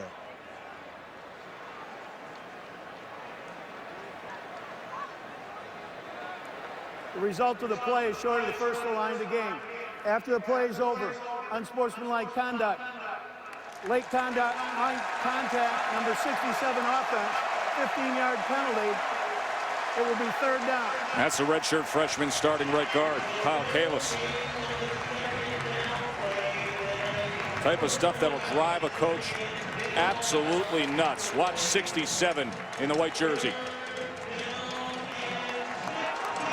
Little something extra when the play was long over. And that's not necessary, and that just hurt his team. 3rd and 15, and that's on him. You go from 3rd and 1 to 3rd and 16 because of that. 3-by-1 receivers with Toussaint in the backfield for Gardner.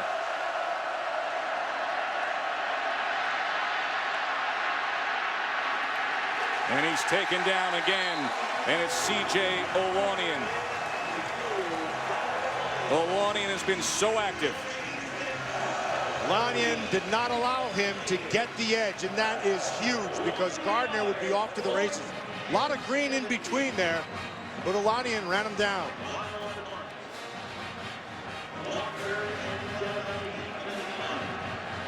return men back for Penn State, Della Valle and Walker, as Matt Weil back on to punt.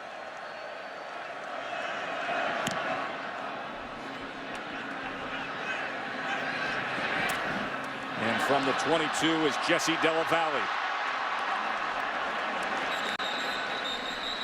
Gerard Wilson with the tackle on special teams. Third down, and the defense did their job. 4-point lead for the Nittany Lions.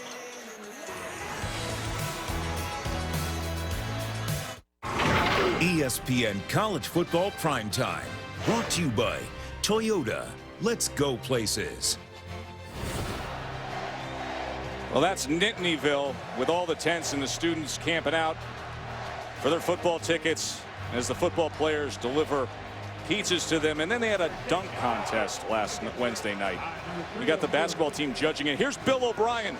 Bill O'Brien. How's the vertical on the former linebacker from St. John's Prep back in Danvers, Mass. Trying to get up there. Hey, in the dunk contest at Nittanyville. You can't question the result. He got the 2. That's right. Well, he's that kind of guy. That's how he would coach it. So Penn State did their job defensively. And now Hackenberg, that's off the hands of Richie Anderson. As a flag is down back at the 29-yard line, the pressure came from Cam Gordon.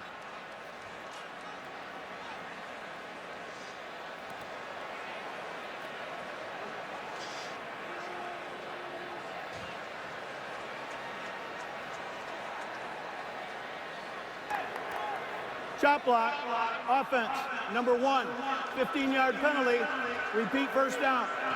Yeah, and it's a good call. And it's on Bill Belton, the running back. And the reason is you're going to see that the defender was engaged, right?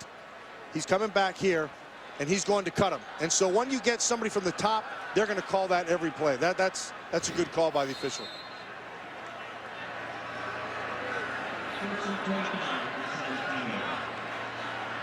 So a 1st and 25 after the penalty. Hackenberg. And Belton couldn't hold on to it as he turned his head, and the ball was right there on him.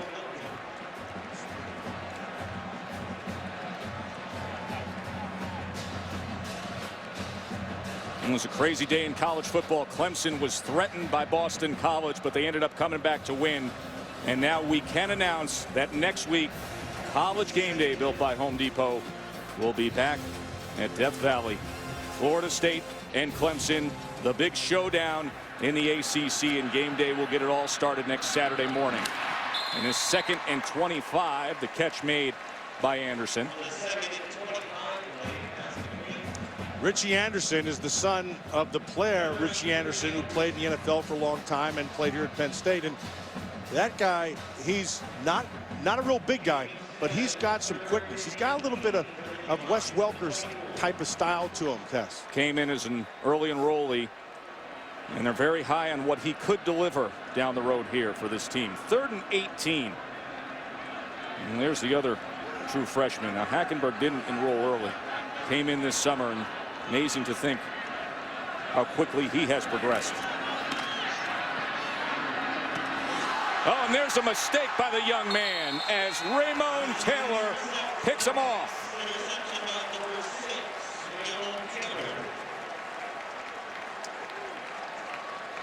Raymond Taylor drew a beat on it and saw it perfectly. And Brandon Felder, 85, didn't get his head turned around. And Hackenberg tried to just muscle it in there, just eyeballing him. You can see him right up on the top side. Now he's sitting back in his zone, and his eyeballs are back because you have a long way to go. See how his eyes are there? He was able to make the break before the receiver. And now a golden opportunity for Michigan.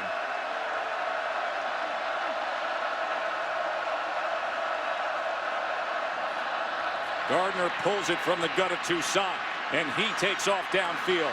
And Devin Gardner with a good run inside the 10. 1st and goal, Wolverines.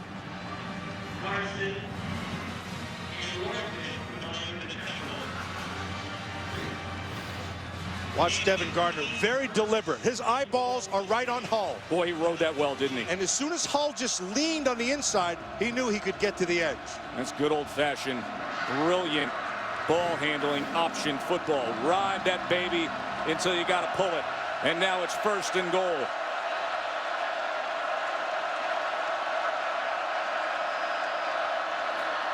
Here he goes again. And this time he is met just before he got to the 5-yard line. Olanian was the first to make contact with him. Big chance for Michigan off of the interception. His helmet came off, so he's going to have to come out for That's a play. Shane Morris, the true freshman, who's strapping it on. Test, this Michigan offensive staff, Al Borges, the offensive coordinator, he knows exactly what he's got to do right now. He knows his most productive guy is Devin Gardner. Now, interestingly enough, they can use a timeout if they chose to and avoid the rule of your helmet coming off having to come out. But instead, they don't use a timeout and send Shane Morris, the true freshman, the 5-star recruit, into the game. Now, if you're a Penn State defense, you're betting on a run right here. 2nd and goal, and the true freshman Morris is in the game. It's Toussaint. That goes nowhere. It's a tackle for loss. Mike Hull. And so that's exactly what John Butler bet on. He's saying, okay, you got the freshman in the game. He's going to hand this ball off. I'm going to bring 11 guys to the line of scrimmage, which is what they did. Sets up this 3rd down with Gardner back in the game. Watch how they attack everything. There's 11 shirts at the line of scrimmage. 4th time that Toussaint has been tackled for a loss. 3rd and goal as old number 98, new number 98, comes in.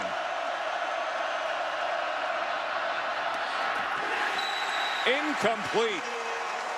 Devin Funchess turned around, had a chance, but they don't connect. He was covered by Lucas. That ball was a good enough ball to catch.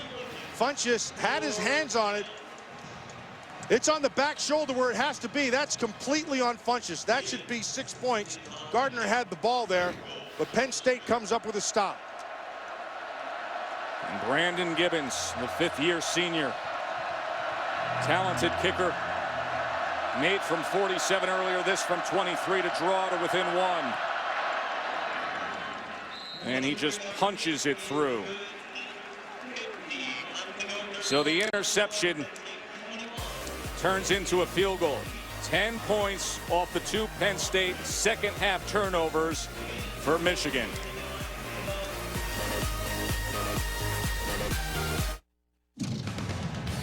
Second-half turnovers, the story so far, as Frank Clark was able to scoop it and score it, and the big athletic defensive end for Michigan closed the gap on that Penn State lead.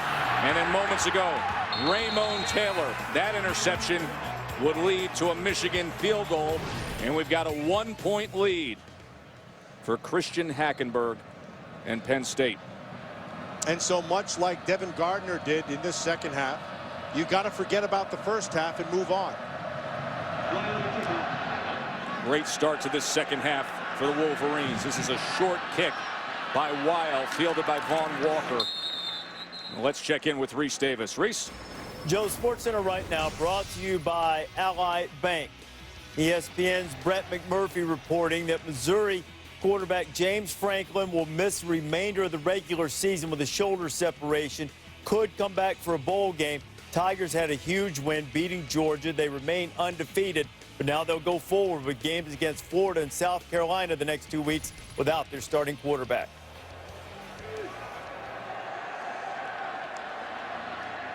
So a big win, but at a big price for Missouri. That's a 3-yard run by Belton. You know, Tess, just right before this series, I was watching the sidelines, and Zach Zwinak stepped up to walk in with the offense, and they called him off, and he just had a look of disgust. And the point of that is very simple. You can't turn the ball over. Now, Exactly. It's not like it's punishment, but you got to learn from it. So now Belton gets the shot.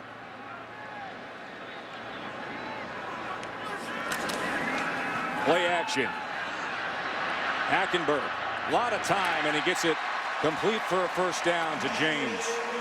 just watching this as the game's unfolding, if I'm Bill O'Brien, they have favorable matchups versus the linebackers of Michigan and their tight ends. Both Jesse James and Brenneman create mismatches with those linebackers.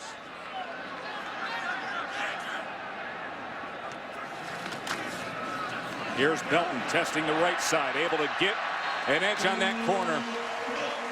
And he drives ahead right near that line to make. And he gets it, a first down for the Nittany Lions. So what Belton gives you is what you just saw. They can get an edge when he's in the game. He's got a little bit of juice, and he can get to places Zwinak can't get. Play action. Hackenberg is going to go to Belton out of the backfield.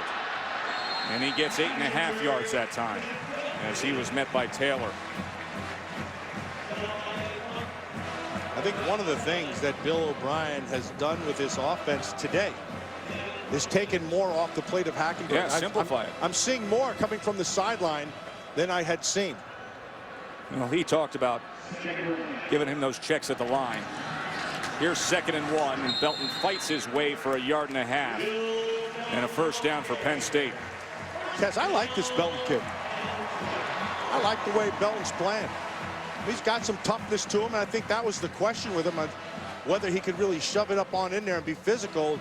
You knew he had some speed and make you miss, but I like what I see there. He's a better receiver out of the backfield than some of the other options. So Zwinak fumbled, and Belton getting some extended time here. And there is Zach, the 240-pound junior.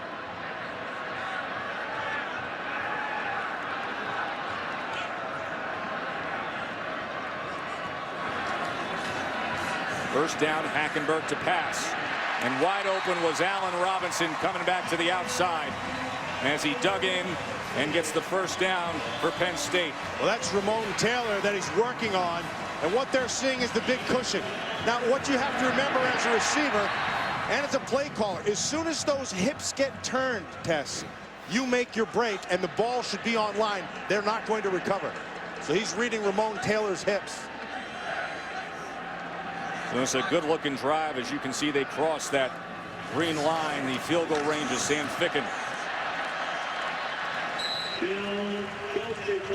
Belton works it to the 30-yard line. So right now, this Michigan defense has to find a way to be able to not allow Penn State to be balanced. That's what Penn State's enjoying right now. It's a little bit of balance between the run and the pass. But again, big cushions on Allen Robinson on the outside.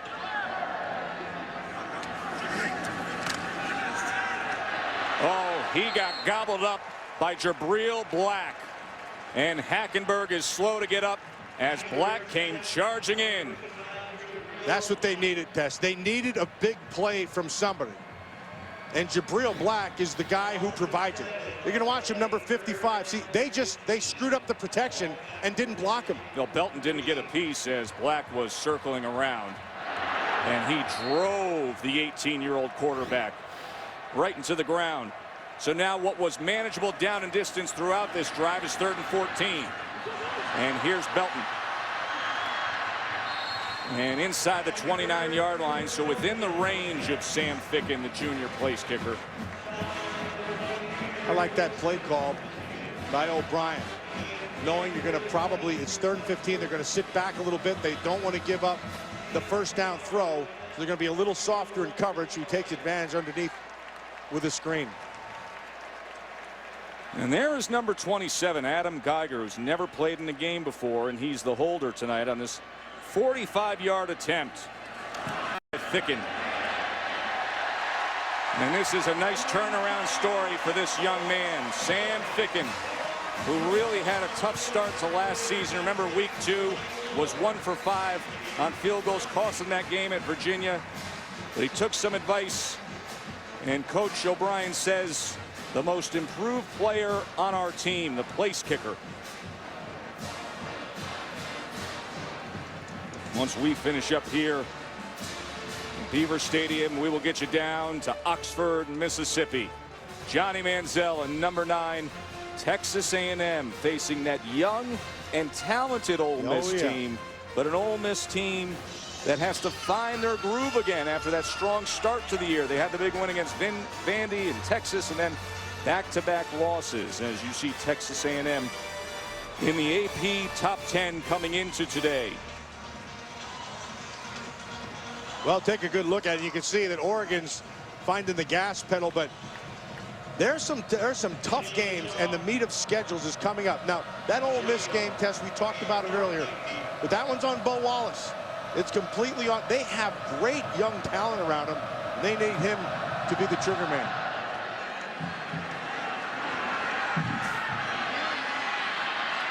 Drew Dillio on the return.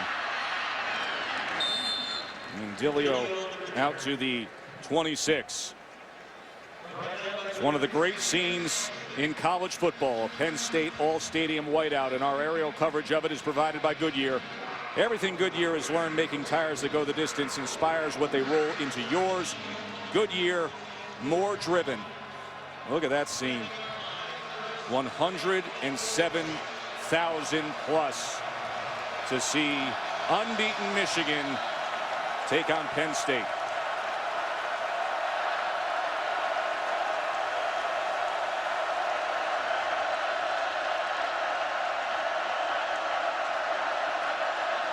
Here's Gardner. Oh, man. Able to get past that rush, and he connects with Gallen. Jeremy Gallen out to midfield. That is a great job by Devin Gardner. Daquan Jones was all over him. They tried to double him. He defeated the block in front of him, and then they tried to hit him with Toussaint. He shakes that and finds Gallen down. That's outstanding by Gardner. Oh, man, look at a wrecking ball.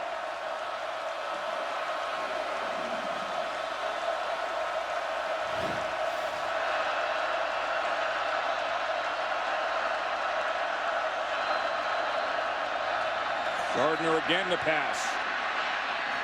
And that was off the mark. It's like they said on the sideline before this series, look, Gallen's the guy to get the ball to. Get him the football. And that's a good game plan. Just 2 catches for 22 yards tonight for Jeremy Gallen. Now 32 straight games with a catch. Tough receiver, good route runner. He's really come on with Gardner as the quarterback. They're very close friends. They work out together. They developed a really nice relationship in the course of the past year. 2nd and 10. That ball was batted at the line of scrimmage, and was it picked? Let's see what they say. They say it hit the ground as C.J. Olanian was up there deflecting it, and Austin Johnson tried to control it. But they say that it hit the ground before Johnson was able to get his hands underneath it. They come with a blitz to the inside. Yeah, it hit. That's a good call. But once again, Olanian is getting up with that 6'6" frame and making things difficult. Let's see what Gardner comes up with on 3rd and 10.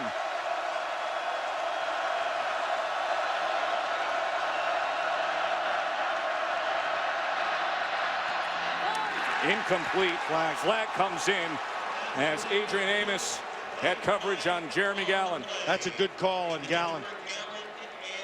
Gallen had position, and Amos came over the top of him, and the official made the right call. Came right through his back. I'm surprised. Pass interference. Defense, number 4. Spot foul. Automatic. First down. Tess, I'm surprised at John Butler, their defensive coordinator for Penn State, because he's bringing pressure and locking guys up man-to-man. Yeah, that's a great call. He held them early and then came through them also. Every which way, and there is John Butler, first-year defensive coordinator here at Penn State. Guy who coached in the Ivy League at Harvard and then down with the head ball coach at South Carolina, now with Bill O'Brien. First down, play action. Gardner with time, and he muscled that ball to Jeremy Gallen, and it hit the grass. Gallen tries to go down, but you see he trapped it just before his hands could get underneath it here.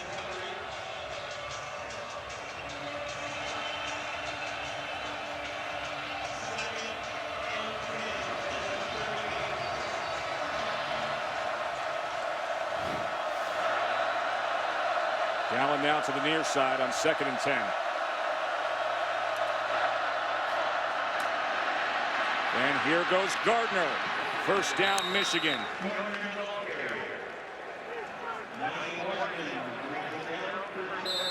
Right tackle Michael Schofield had a nice block for Gardner there.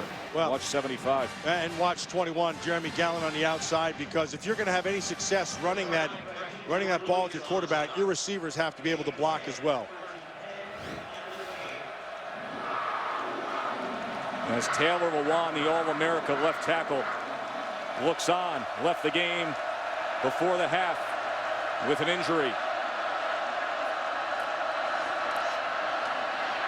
Gardner looking for real estate and spinning his way for about 3.5 yards. So Taylor Lewan out of the game, and Eric Magnuson, the 6'6", 285 redshirt freshman, steps in. And not an easy position for just a young freshman. They're going against a pretty good defensive front, but he has, just looking right away, he's got nice long arms. And if you're Magnuson, you got to get those hands on him and get good separation and move his feet. He's been doing that. Magnuson at right tackle. Schofield moves over to left tackle as they have to juggle things without one of the top NFL prospects. 2nd and 6. And Gardner, when he makes a decision to go, he's downfield quick, and he picks up the first down. So at one point, what's going to happen is you can see what Michigan's game plan is now. If they don't have it, then Gardner's taking off and running. So from the Penn State side, defensively, you're going to have somebody start to mirror him.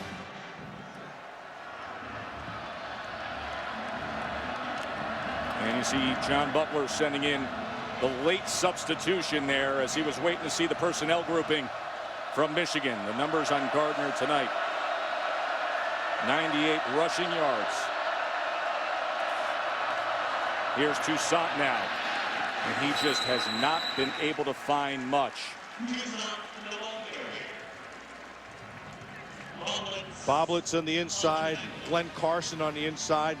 But you're right, this Michigan offensive line has not moved this defensive front of Penn State. Gardner has been their offense. We said at the beginning of the game, and then again at halftime. He's not disappointed. He has been the entire offense. Couple of turnovers got Michigan to close the gap here against Penn State. And now, can it be the one-man show of Devin Gardner here, coming up in the final half minute of the third quarter? It can. Jeremy Gallen. Well done by Devin Gardner. And Michigan has taken the lead. What a fantastic series by Devin Gardner. And now, there's a couple things. One, nice protection. He's able to step and throw, and the ball is perfectly thrown. And watch Gallen. The difference in the route is at the top of the route. Trevor Williams has his eyes back inside looking at Gardner, and the ball's going past him. Gallen for 6.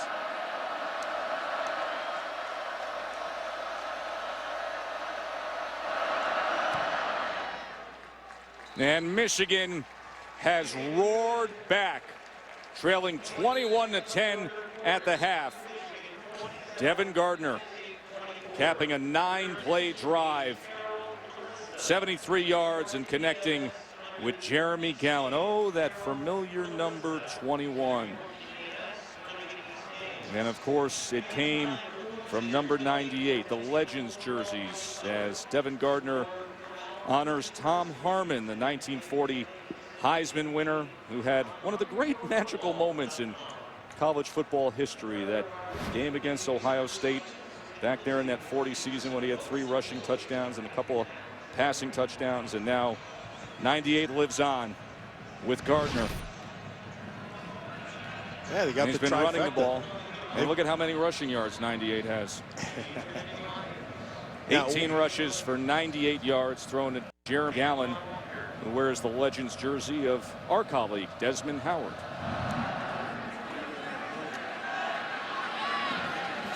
As that'll go for a touchback. Let's check in with Reese. All right, Joe, it's been a day where teams that are undefeated get challenged, and it's not any different for Stanford. On the road against Utah, Drez Anderson goes in. That Stanford defense has given up 21 in the first half, 21-14 Utes. That's a bit of a shocker there going on at Utah. Stanford coming off that thriller against Washington. And now Utah with, Travis Wilson, a quarterback who's starting to emerge a little bit, get his feet underneath him in that program, with a 7-point lead against the Cardinal.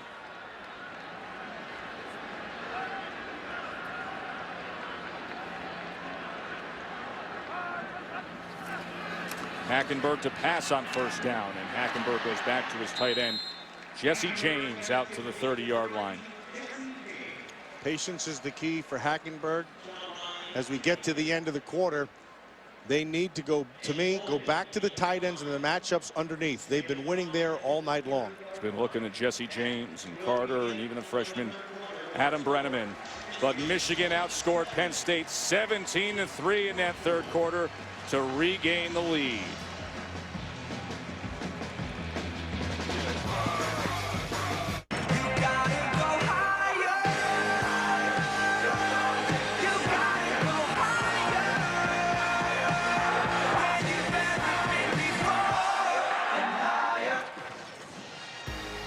Joe Tessitore, Matt Millen, Maria Taylor, and those wacky ones with you here at Beaver Stadium. Start of the fourth quarter, 27-24, as unbeaten Michigan had a very strong third quarter. It started just 10 seconds in with the fumble recovery brought back for a touchdown by their defensive end, Frank Clark.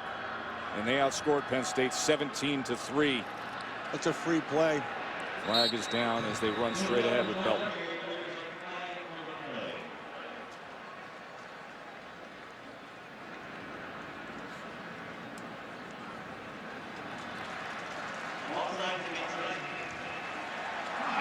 Defense, number 76. That penalty's declined. Play resulted in a first down. Johnny Football's coming up later tonight. For now, we'll see how things will play out with Michigan and Penn State. Allen Robinson still has not been or had a significant role in this game. Credit the Michigan defense, but now it's turning into crunch time. It's time for him to show. Came in 7th in the nation in receiving yards. Non-factor so far. And the pressure came on Hackenberg. That was Joe Bolden.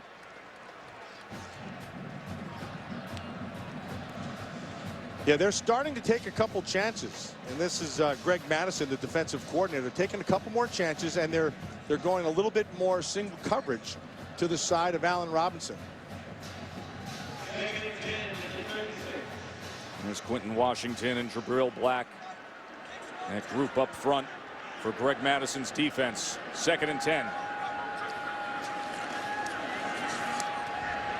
And going against the grain is James, and it gets him the first down as Jesse James took that inside step back and got the necessary yardage.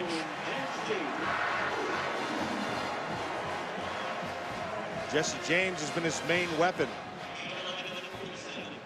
Little up tempo now out of Penn State. This worked earlier, and it works with Bill Belton for 12 yards. This is a better offense with Bill Belton as the halfback.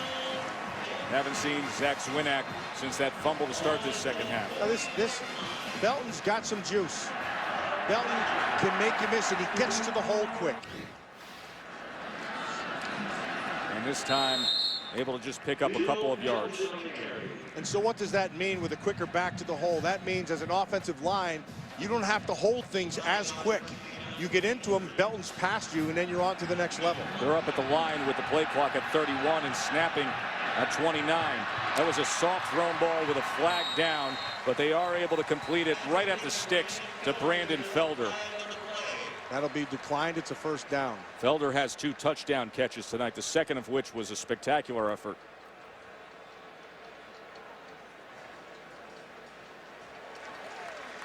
So this is a good-looking drive by Penn State here. And smartly called by the sideline. Illegal substitution. 12 men on the defense. That penalty's declined. Play resulted in a first down. And that's why I referenced how fast they were getting to the line of scrimmage with the play clock still at 32. Yeah, and that's the result. And they call this NASCAR, and they pick it up, and that's the intended result, is to get you out of position and not ready for the snap, and you take advantage of it. You got big 300-pounders jogging off, and Hackenberg was snapping the ball. First down now. He's going to take a shot for Robinson. Overthrown by about a stride. Tess, when you have the opportunity in games like this, and you have your best player open, you can't miss it. Now he beats Countess on the double move. Countess's eyes go back inside. Robinson's clear. When that happens, as a quarterback, you throw the ball at him. You don't try to lead him. You throw it when he's wide open. You throw it right at him. Here's Jake Ryan, number 47 for Michigan, as he is back from the torn ACL he suffered in the spring. He had a 4th and 1 stop earlier tonight. Now he's out there on 2nd and 10. Let's see if he gets after it. Here he comes. And there goes Hackenberg to the end zone, and once again overthrows Jesse James this time. Just a two-man route down the field. Good protection.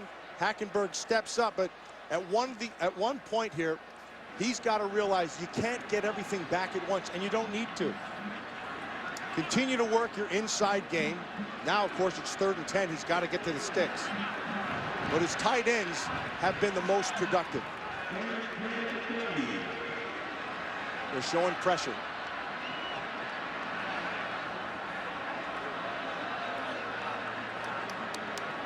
Man-to-man on the outside. Play clock down to 2. They only bring 3. And that's all they needed.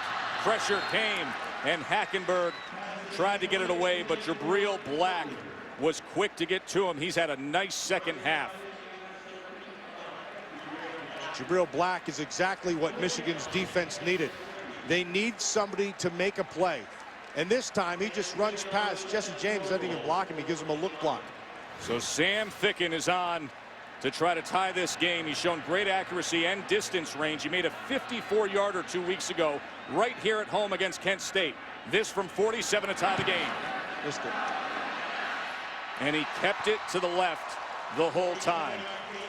The target stayed, and it was off target. So a missed opportunity for Sam Ficken and Penn State.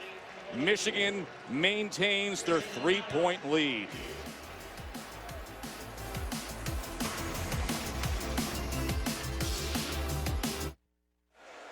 We got Colts Chargers come Monday night. Coverage begins with Monday Night Countdown at 6:30. And then the game kicks at 8:25 on ESPN. And let me tell you something. Stanford could use Andrew Luck right now back in college, because they're trailing Utah at the half. Number 5 team in the country is trailing by 7 at Utah. And we've got a good one right here at Beaver Stadium. Joe Tessitore, Matt Millen, and Maria Taylor with you as Michigan is trying to stay unbeaten this year. 3-point lead here at Penn State, and the talented Jeremy Gallen moving the chains out to the 44-yard line. Yeah, in the second half, they found 21. In particular, in the end of the 3rd into this 4th, they knew Jeremy Gallen's the guy who can move the chains. Look, Tess, going into this game, we expected to see a lot of the run game. Well, the Penn State defense took that from the Michigan offense. And so Devin Gardner effectively became their run game. And now it's up to him to be able to find Gallen here in this 4th quarter. So far, they've had a little success. It's been all Devin Gardner. And then costly turnovers for Penn State that Michigan cashed in on. That's how they started this second half rally, as they were trailing by 11 at the half. And now Fitz Toussaint straight up the middle. He only had 4 yards prior to that run. Now look at the running game for Michigan, and you'll see how the conventional run game just hasn't been there. It's been Gardner with his athleticism with 98 yards, and then Toussaint and Green struggling against that Penn State front. 2nd and 5.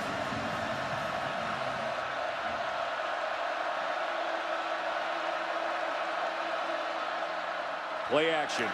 Gardner pressured, spins free somehow, extending the play and then taken down for just a gain of 1. Boy, he is so capable when the rush comes in on him. Well, he was able to make a miss because that's a big-time rush.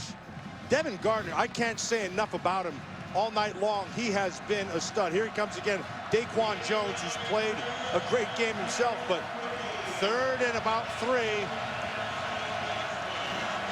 And 107,000 roaring, looking for a 3rd down stop here. Have to get somebody on Devin Gardner. You have to put your eyes on him to take care of his legs. And it's complete to Dillio for a 1st down for Michigan. Tackled by Mike Hull. Nicely done by Gardner. He sees the coverage, and it was wide open back underneath. Dillio just working in the slot, nothing there. Gardner finds it. And this drive could be a really nice response after Penn State came down the field. They missed the 47-yard attempt that would have tied the game. And now Michigan moving the ball against that Penn State defense.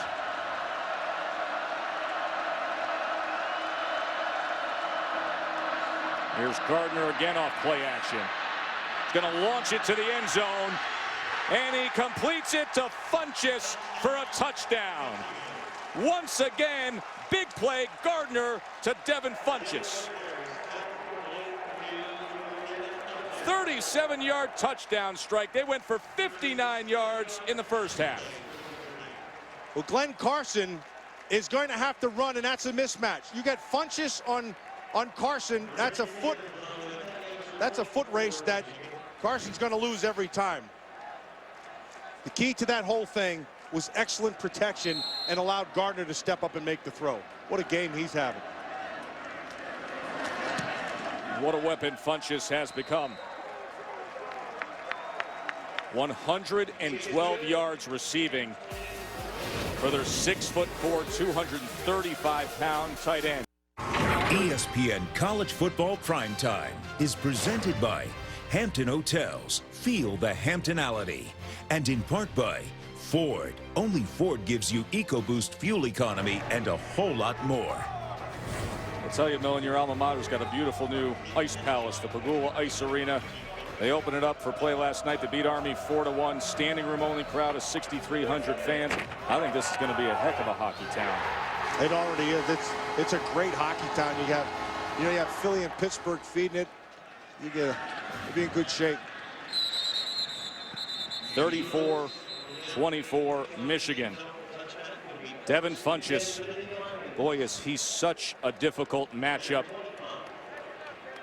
The tight end for Michigan that can go downfield streaking, and he's done so tonight with 2 long touchdowns, most recently a 37-yarder. He has only 4 catches, but for 112 yards and the 2 touchdowns. As you see, Devin Gardner talking things over with the All-America left tackle Taylor Lewan, who left the game in the 1st half.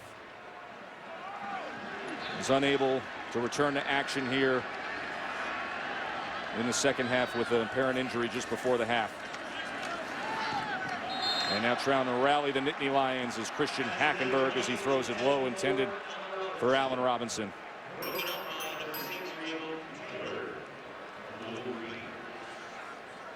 Not as much out of Robinson as Penn State would need in a big game like this. 2 catches for 18 yards. So credit the Greg Madison coach defense saying have somebody else beat us. I still think Penn State needs to go to the tight ends and move the chains. He had 12 catches last week at Indiana. They go max protection for Hackenberg, and he looks downfield and throws it well out of bounds, intended for Felder. That's a perfect example right there of a young quarterback. So he thinks he can get the big play to Felder down the field. He has Belton sitting right in front of him. And Belton would have picked up at least 7 to 8 yards just leaking out of the backfield there. And so take what the defense is giving you. You don't have to get it all back at one time. See the difference, the 1st half to 2nd half, the 3 touchdowns in the 1st half, the pick here in the 2nd half, just 8 of 18. 3rd and 10. And that is off the hands of Kyle Carter, and a flag comes down as he was covered by Desmond Morgan.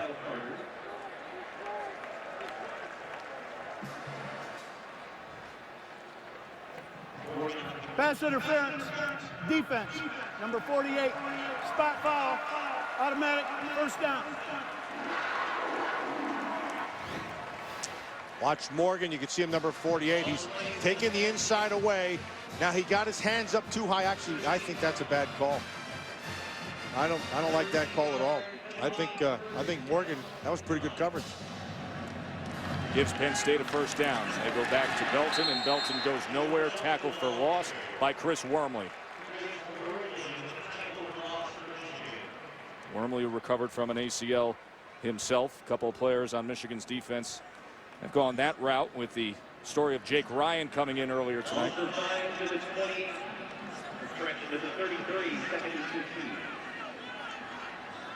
See the rush defense of Michigan. Penn State just 64 yards rushing tonight. 2nd and 14, over the middle and incomplete, as Jesse James was covered by Jared Wilson. Remember, Wilson had an interception earlier. Well, this Michigan defense has drawn a bead on Hackenberg, and so Hackenberg, you know, you can see he's a freshman. He does have skills, but he's a ways off. And so right now, this defense for Michigan is doing a nice job of making him have to throw into tight windows, which means you got to be really accurate here, Tess. And Hackenberg has missed on his last 6 passes. 3rd and 14. And he connects here. It'll depend on the mark of the ball there to Kyle Carter, but it'll be 4th and inches. He's short. And it's Bill O'Brien, who went for it on 4th and 1 from his own about 32-yard line in the first half tonight.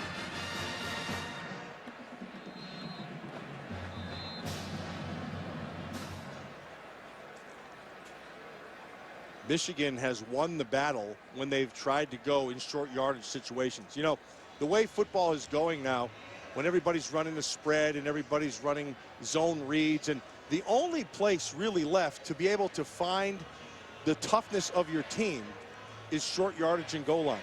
That's really about it. And so Michigan, in the short yardage situations, Tess, they have been money. They have been physical.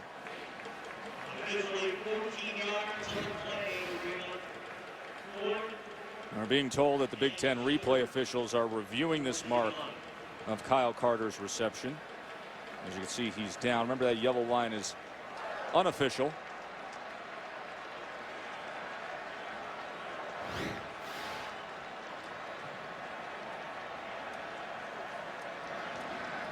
He brought out the chains, and he was well short. So they will let him go here at 4th and 1.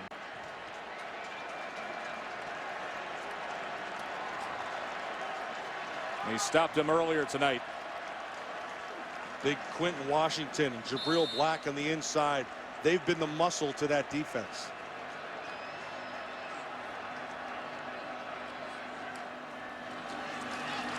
And Penn State able to muscle their way over the right side of that line with Bill Belton.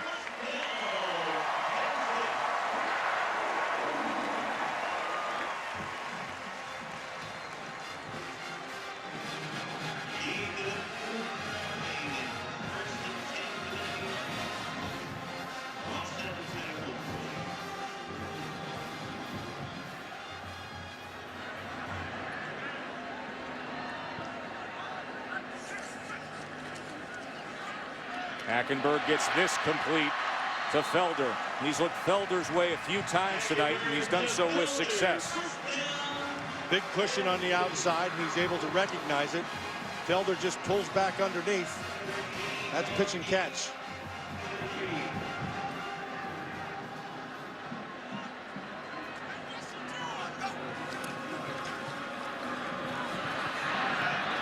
And there's the strong arm to Allen Robinson. You get a look at the arm talent of the 18-year-old Christian Hackenberg. Well, Tess, there's something on the other end that's maybe more impressive, and that's the powerful hands of Allen Robinson. Watch him snatch this thing, keep it out away from his body, and still comes down with it. That's impressive. So here comes the true freshman, trying to cut into this Michigan lead. Delay handoff, Belton. And Belton works his way down to about the 18-yard line. Under 8 minutes to play. I think they look like a different offense with Belton in the backfield.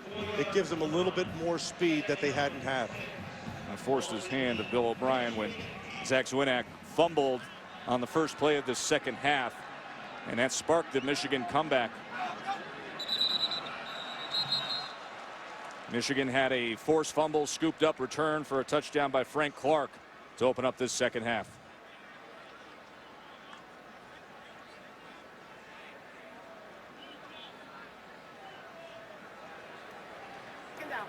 False start, offense, number 77, 5-yard penalty. It remains second down. Brady Hoke doesn't wear those headsets on one side. Meanwhile, you got the play caller, the head coach calling the plays on the other. It's Bill O'Brien trying to manage his young quarterback, Christian Hackenberg. You said earlier, thinned out things just a little bit, simplify it, know what he can do and can't do and what he's capable of. He's well ahead of schedule in his maturation. But this second half has been a challenge. 2nd and 11 now.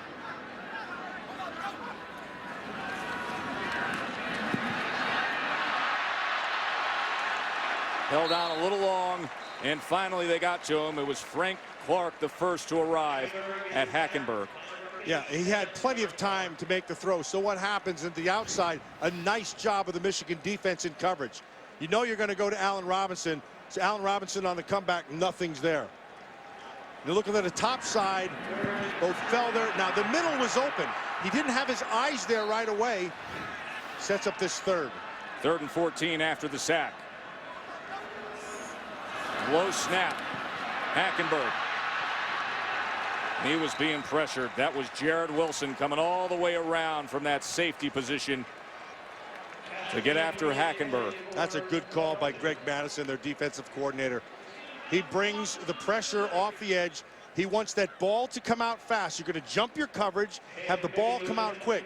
Hackenberg wasn't able to get it out, forced a bad throw, will set up this field goal of 43 yards. Remember, Sam Ficken missed from 47 not long ago when he could have tied the game. Now from 43.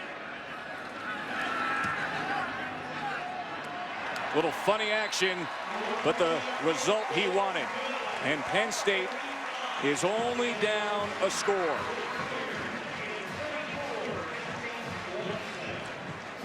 There's a lot that goes in to a field goal. You got to have a great snap, you have to have a great hold, and you have to have the great kick. They got all three, and we'll be right back.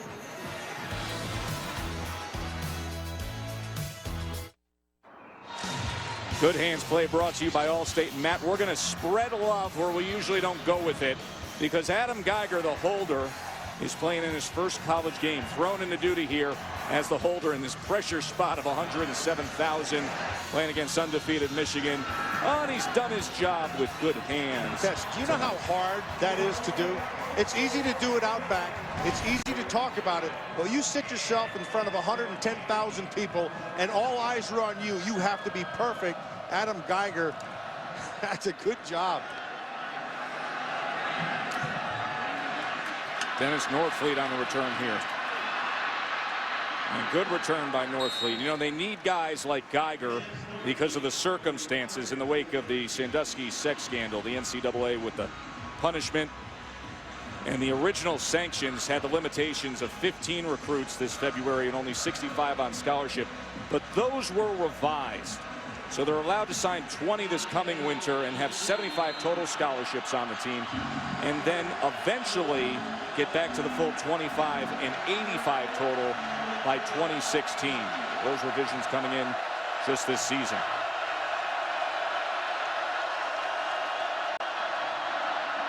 It's Toussaint. And Toussaint was 7.5 on that run. And while all those scholarship numbers are significant, none of that matters down on the field right now. Right now, it's time for defense, somebody on that defense to make a big play. Conversely, it's time for the offensive Michigan to have a little bit more balance. It can't be completely on Devin Gardner.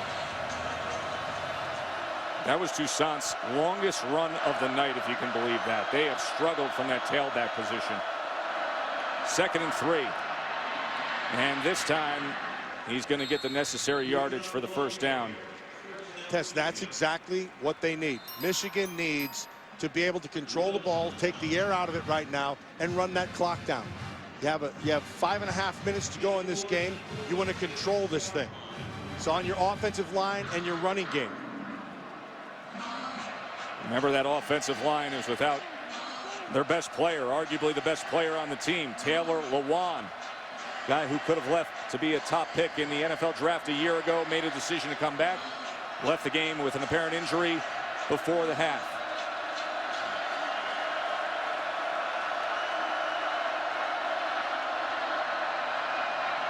Toussaint getting some work here now, and that time coming up was Jordan Lucas.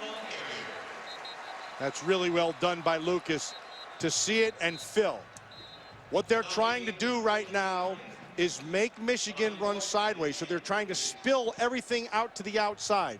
So everybody has their gap control inside, and you spill it. Then Lucas, he's the guy. He's got to make the hit, and he has. 2nd and 10.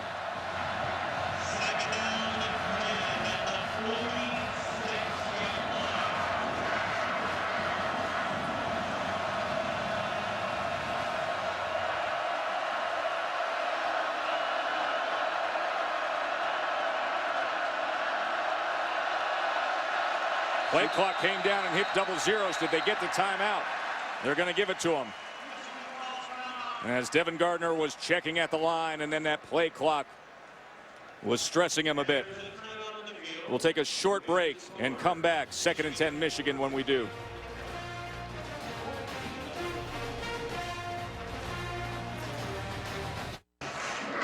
Joe Tessitore, Matt Millen, Maria Taylor with you for what is the yearly spectacle here at Beaver Stadium, an all-stadium whiteout.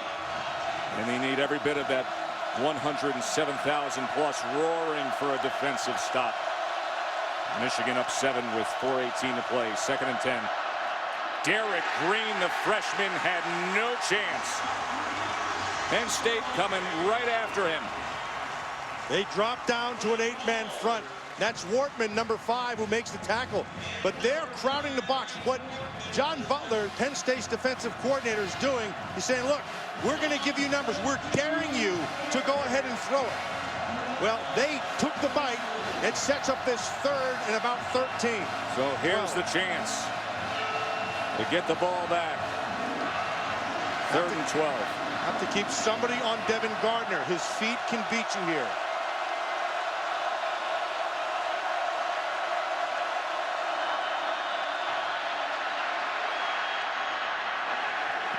And there's a penalty marker down on the near sideline as Jeremy Gallen was locked up with Amos. That should be uncatchable. Yeah, that ball was a good 10 to 15 yards downfield, but I'm wondering if Amos made contact well prior to that. If there's contact before and they call that, they will allow the penalty to stay. If they determine that even with that, the ball could not have been caught, we'll see. Pass interference, defense, number 4, 15-yard penalty, first down. So O'Brien making the argument that it was uncatchable. It was well downfield, but watch before that point even happens as he was forced out. Now watch the ball here, Matt. Contact there. Ball still all the way back near the line of scrimmage. That ball was thrown out of bounds. No one could have caught that ball. However, they did flag him for disrupting the route. So a first down for Michigan.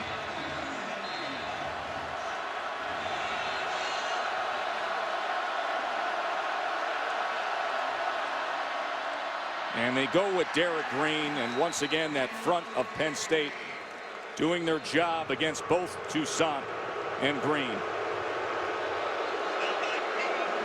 2 pass interference calls tonight against Amos. 3 penalties on the evening, and that one was a costly one. And as a timeout will be used by Penn State. Look at O'Brien.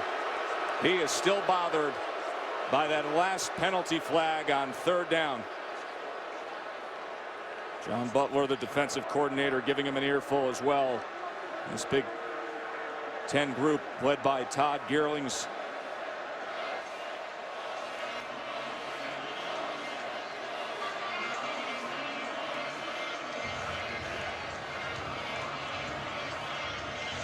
At one point, we're going to see a bootleg here from Devin Gardner. This is the play that gave Michigan the 1st down moments ago. You barely see the receiver in the frame as the contact was made by Amos. And Bill O'Brien is making the argument that it's out of bounds, but keep in mind, this throw is only about a yard out of bounds. Anybody running that sideline and who had that route would clearly have had a chance to make that catch.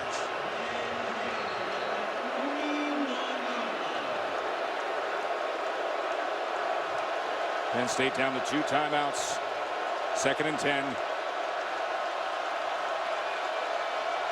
Toussaint back in as the lone back.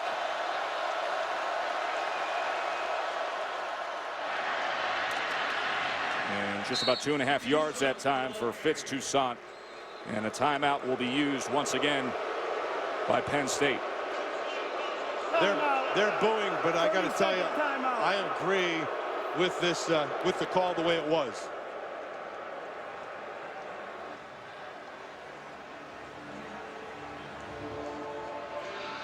With the timeout, it gives us the opportunity to bring in our rules expert, Dave Kataya, of course, longtime head of officials for the Pac-12. Dave, thanks for your time on this. You saw the play moments ago that gave Michigan the 1st down on the pass interference. How do you read it, Dave? Joe, you guys are absolutely right. That ball is catchable. The only reason it looks uncatchable is because of that bump that occurred while the ball was in the air. That is defensive pass interference. Correct, the ball hit out of bounds, but it still could have been reached. Absolutely the correct call. And remember, when in doubt, by rule, it's catchable. Dave Kataya, our rules expert, and noting that the bump takes place at the 40-yard line. Reaction, thank you, Dave, as the ball goes down towards the 26-yard line, and the end result still being booed here by 107,000 in this all-stadium whiteout. 3rd and 7. And here is Gardner on the ground and advancing the sticks before he is met by Willis. That's what I was expecting, and that's what Penn State didn't expect. You know, when they spread you out, they're trying to eliminate the numbers in the box. And then the receivers, they go down and get into blocks as quickly as possible. All Devin Gardner has to do is get the 1st down, which he did extremely well. Penn State will use their last timeout. Devin Gardner took a heck of a hit here at the end of this. Oh, he got drilled. Right here. Head goes down. Tries to protect himself. Willis hit him on one side. Amos on the other side. It was a good hit. Glad you're with us tonight, Joe Tessitore, Matt Millen. Been a great atmosphere here at Penn State with the all-stadium whiteout, and it's been Devin Gardner who's he's needed to be the man. A career-high rush total of 109 rushing yards for Gardner tonight. Well, what they did was they took away the run game. We expected going into this thing we were going to see a heavy run game. We said that at the start of the show, and it has been. However, it's been on the feet of Devin Gardner, and he has not disappointed. He's made throws when he's had to make the throws, and the big runs when he's had to make runs.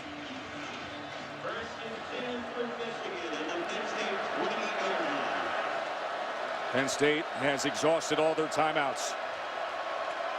And a fresh set of downs for Michigan to try to seal the deal. As Fitz Toussaint taken down after a yard by Amos.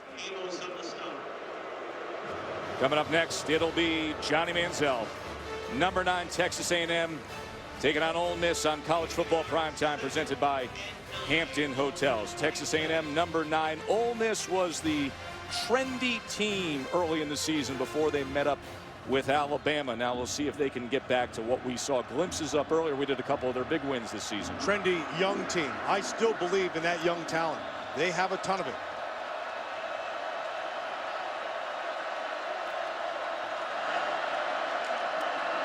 Toussaint again. And again, trying to battle past that line of scrimmage, but Glenn Carson and Daquan Jones were there. They're just going to keep it right down the middle, and they'll let this clock go down, put it on their kicker to try to move it out to 10. And Devin Gardner, you can see him and what he's gone through tonight, and taking those deep breaths and the pounding he has taken and the effort he has put forth. He has played a great football game. Now listen, he had the turnovers in the first half, but in this second half, they needed an offensive player to lean on without their best lineman, Taylor Lewan, and Gardner was the man. Taking all that play clock down, 3rd and 9. Time. They'll move it back. That's a mistake. They should have snapped the ball. Offense, number 98, 5-yard penalty. It remains 3rd down. That also moves them back for a potential field goal to push it to 10. Stops the clock. You got a $1:42. You got to be careful with the longer field goal attempts, as you see Brandon Gibbons. Now he's got a leg and he's got talent. Career long of 52 yards. This is at 50 right here. Now let's see what they come up with here on 3rd and 14. Thinking about clock and distance and range and managing the final minute 42 here. And that green line where you see Toussaint tackled, that is the field goal range for Brandon Gibbons, as they will let every second of this come down. Michigan with 2 timeouts remaining. And 35-yard line is the threshold for what Gibbons can offer up. But we'll see how Brady Hoke chooses to manage this. Well, here's the thing. If he misses the field goal, they get the ball right at there. the spot. That's right. So that's not, you might be better served with a pooch punt right here.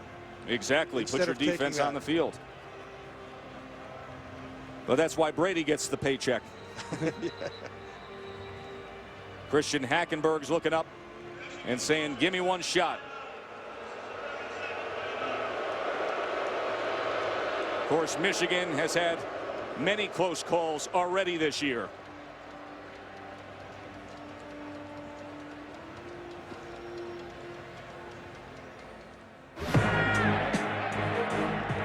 The Zips have the lead in the big house. He'll walk in. Michigan back on top. Incomplete. Michigan survives. This is a nightmare right now. 4 turnovers tonight. Now it's 21-7. Ball intercepted. Untouched into the end zone. For the second week, they're going to survive a major scare. There was a major scare at UConn, and Akron had that final play of the game. The pass fall incomplete. And now here, this second half comeback against Penn State that still has 57 seconds remaining in a 4th and 17. This is a smart move by Brady Hoke. Agreed. Look for the pooch punt here and play it safe.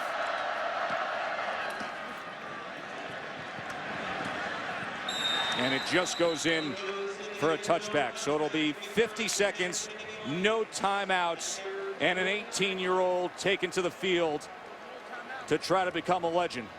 So you wanted to play major college football. Welcome to the bigs, my friends. Exactly. So here we go. You know, and Bill O'Brien said, guys, the bowl ban is out there, and you don't get many big night opportunities like this. So have fun. Enjoy it. This is your chance.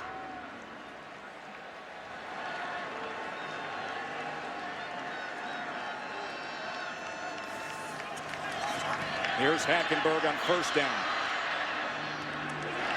And that was Robinson trying to stretch for it, but he couldn't stay in. So it leaves 45 seconds. All he needs is 1st downs to move the chains. You'll get into position to take a shot. You can't take a shot here.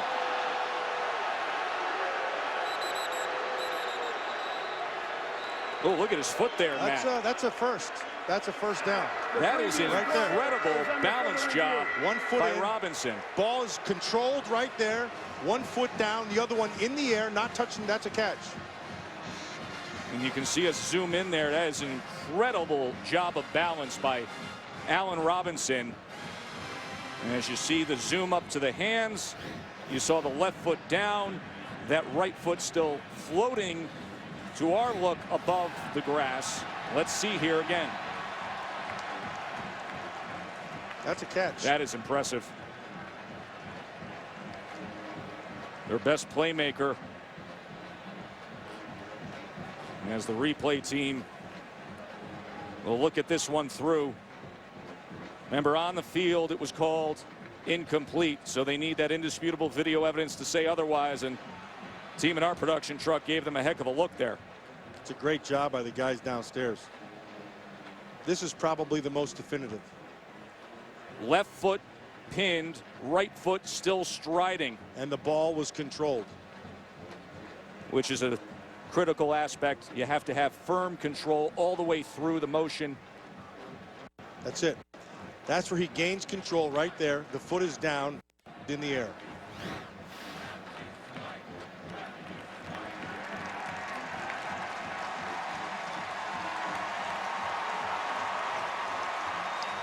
They haven't announced it yet, but the other officials are moving the chains. After further review, the receiver did get 1 foot down and completed the catch. It will be a first down Penn State at the 34.5-yard line. First down. Good job by Steve Newman, the Big Ten replay official. It is a first down for Penn State. Ball out to the 34-yard line. 45 seconds remaining. No timeouts. The true freshman quarterback, Hackenberg, looking to tie up this game. Steps up, airs it downfield, and that ball is complete. Brandon Felder, Penn State's in business, folks. Watch out. They're going to clock it right here. He's got to maintain control. Clock stops to move the chains, clock it, and live for another down. Oh, what a phenomenal catch by Felder. He's had a few big moments tonight, has Felder. What you have to be able to do right here, Tess, is you've got to get to a position, so he needs about maybe 15 yards more, 15 yards, and then you can think about taking a shot. You don't have to eat it all up. You got plenty of time, 35 seconds. The clock will stop as you move the chains. Put yourself in a position to make a better throw than a prayer.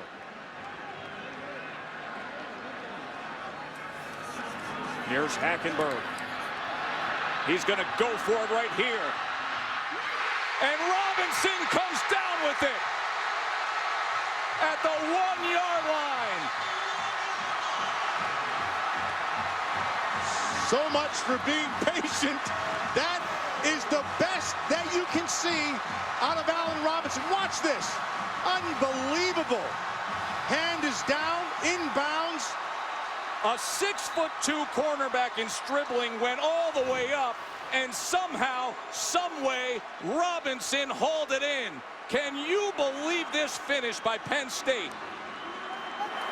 The rolling on the field is a catch completed at the half-yard line inbounds. The previous play is under further review. Well, Robinson needs to go 2 for 2 now with the replay officials. Now, what Penn State needs to do, and Michigan, is forget what they're doing upstairs. What you need to do right now is get the next play in. Look at the hands. Phenomenal. Great body awareness. Phenomenal kinesthetic sense.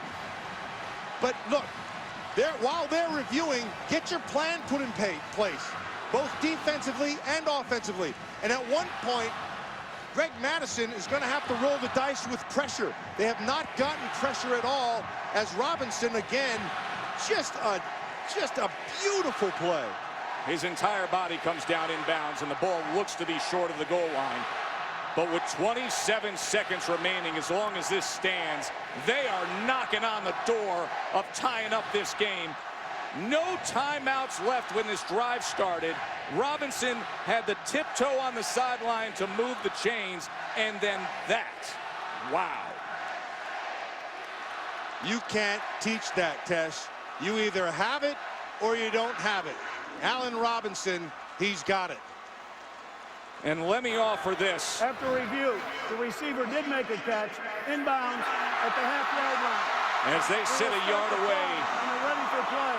Michigan is not allowed a rush touchdown this season. If you're going to try a rush, this first down is it. Other than that, you got to throw the football or roll him. They're going to take a timeout. And Brady is going to use his last timeout. Coach Hope is going to gather the troops.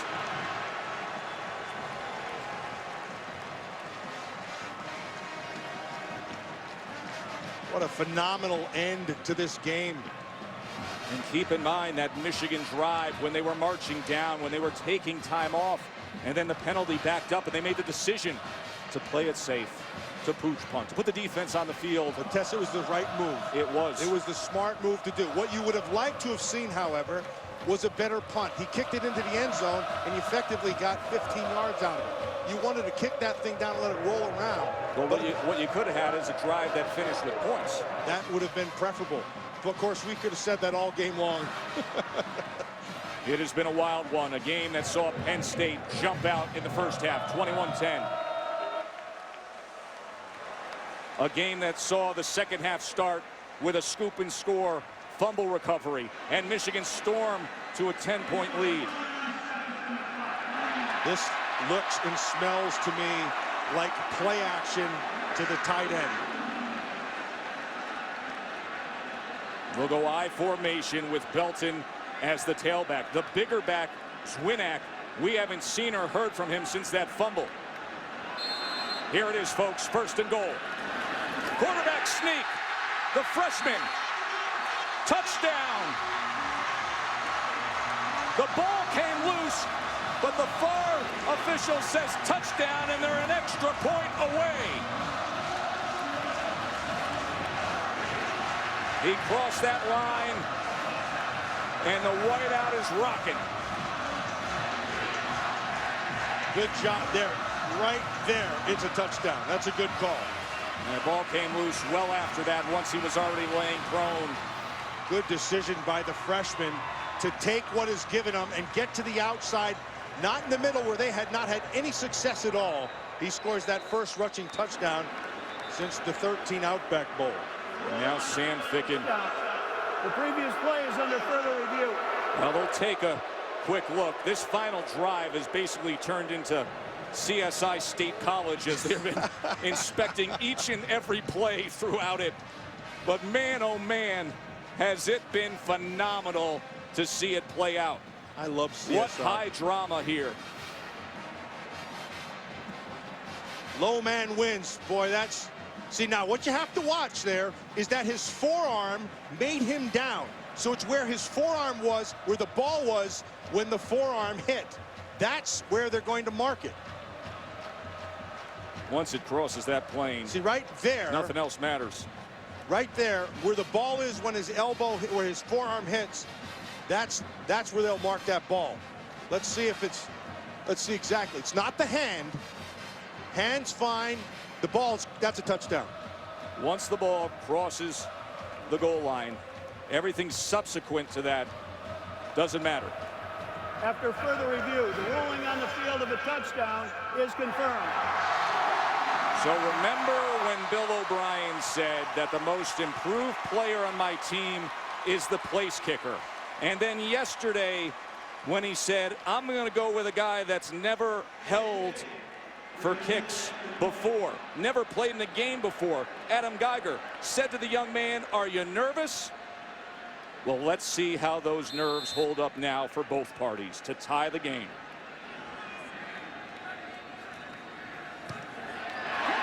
You'll never hear 107,000 quieter than the breath right before that PAT. We are tied here at Beaver Stadium. Don't you love it, folks? Allen Robinson had himself a relatively quiet day, and this is the sign of a great player. Until they needed a play to be made, he showed up. you're interested in seeing the start of Texas A&M Ole Miss, you can do so on ESPN News. If you have a heart and pulse, stay right here.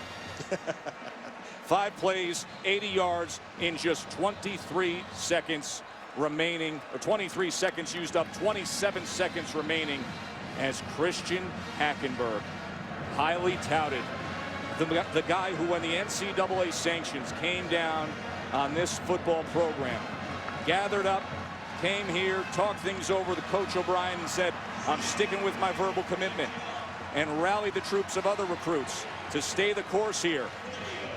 And now the 18-year-old already with a big notch in his belt. Remember when Bill O'Brien told his team, go out and enjoy it, take the opportunity that presents itself. They just did. And now an opportunity for Michigan, who used all their timeouts on that last drive. And here is Dennis Northfleet. And can Northfleet get to the edge? Not a bad return, leaving 21 seconds. All he has to do is get, you can use the whole field test. The clock will stop. 21 seconds is a lot of time. You're at the 35-yard line. He's got to get about 40 yards, 35 yards. Well, that is Brendan Gibbons, who has a career long of 52. But let me offer this. Kickoff specialist and punter Matt Weil was attempting 60-yarders in warm-ups, so they could go in either direction here based on circumstances. Well, let's see if this guy can make a little magic. Devin Gardner. He's had such a great night so far.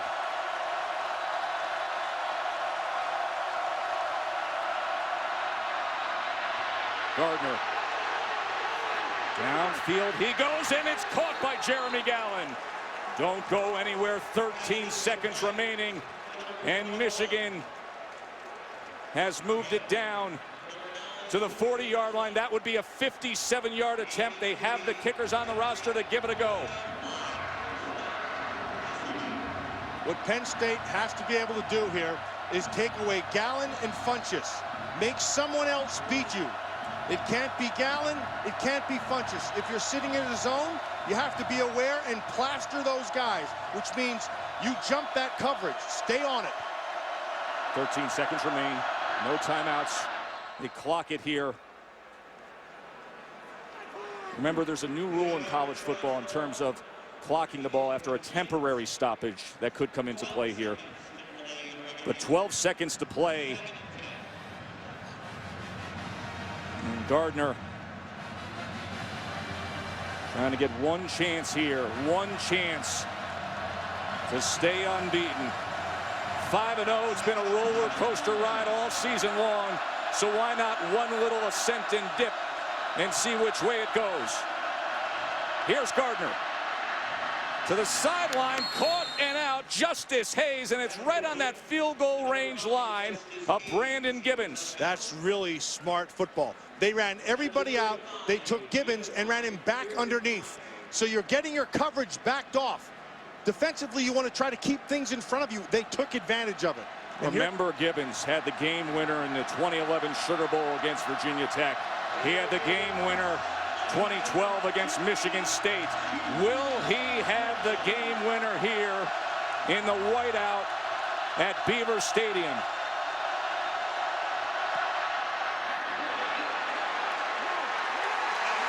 It's just short. 52-yard attempt was straight, but he needed a little more boost.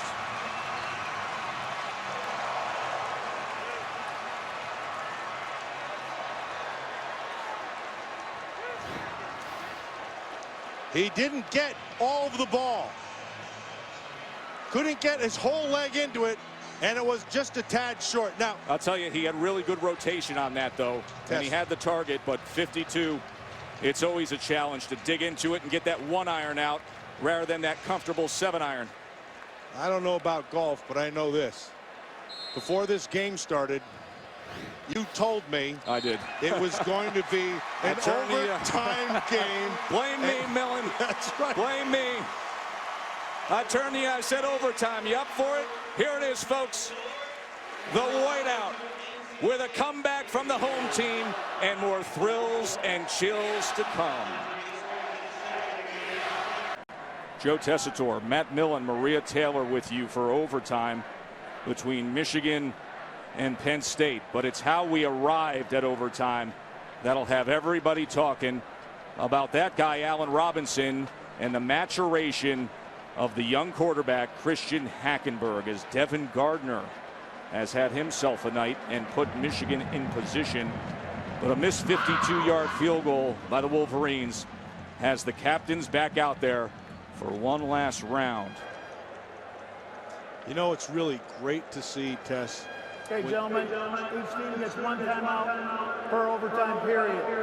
The choices are offense, defense, or end of the field. Michigan, your call. Tails. Michigan calls tails.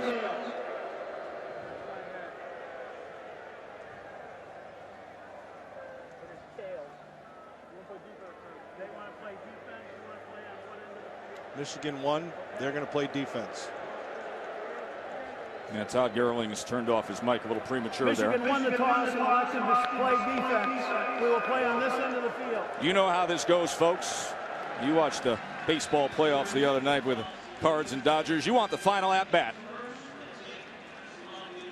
The last drive for Penn State, when they had to go 80 yards without any timeouts, and they only used 23 seconds, was spectacular. And so you go to the guy who is your one playmaker, and that's Allen Robinson. And then he comes back with this massive catch. I mean, that's just a sign of a great player. And then the 18-year-old true freshman, Christian Hackenberg, with the 1-yard touchdown run. And then the Wolverines with Brandon Gibbons, 52-yarder. Man, did he have the target, but just came up short with the leg. So overtime has arrived, and Penn State will be on offense first. Both teams will start from the 25. Bill Belton now, and Belton inside the 20-yard line to the 18. Belton has that burst that this offense has not had. We've talked about that a few times, but their concern with him was whether he could do it in big games. He's shown that he has. Now Penn State quickly up to the line as Hackenberg then checks with Coach O'Brien. You got a one-on-one on the top side all by himself. Rotated this way. Hackenberg. He is taken down that time by Chris Wormley. That's a big play by Wormley. Really big play. They needed something. They needed a stop. They needed something to happen. And Wormley's the guy who's able to do it. Watch him on the inside. Again, it's a mess up in Diffenbach never got out there on the outside the guard. And Wormley was able to make the play. So Wormley coming up with the sack, and it's 3rd and 8. And it's a big opportunity for Michigan to slam the door early in this overtime. Here's Hackenberg. And that ball falls to the ground. He was looking for Brandon Felder. Hackenberg took a bit of pressure there.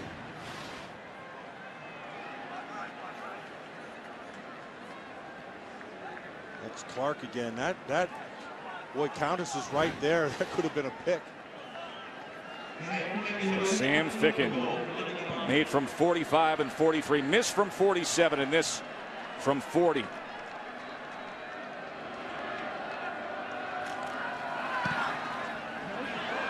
Missed it.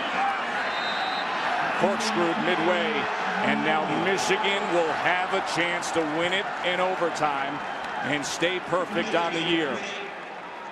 They are the most curious, unbeaten team in college football, and now they'll get their at-bat. That was a squirrely kick. It kind of sure was like a knuckleball. Well, it didn't have the perfect end-over-end rotation and took its twists and turns off the leg of Ficken. And now the defense has done their job as Ficken gets some support. And now Devin Gardner, who's rushed for over 100 yards, passed for 3 touchdowns. He will look for the win here and give possibly Gibbons a chance to redeem himself.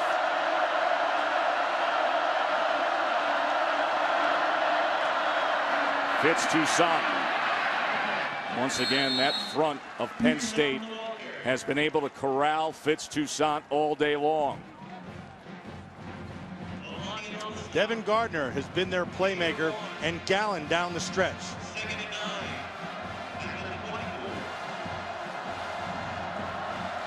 And there is Gibbons, already sitting on a 41-yard attempt if they don't advance it any further. Fifth-year senior, will he get his chance here? 2nd and 9.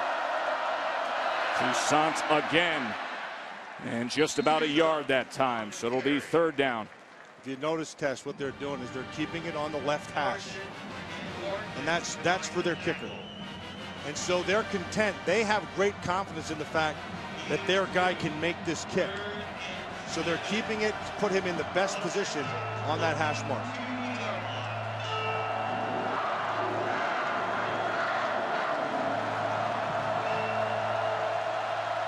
Gibbons at one point had made a school record 16 straight field goal attempts. 3rd and 7. And they are going to center it for Brandon Gibbons. So it'll all come down to Gibbons. He had a shot at a long one at the end of regulation, but with the defense having shut down Penn State, they could manage this series and trot him right back out.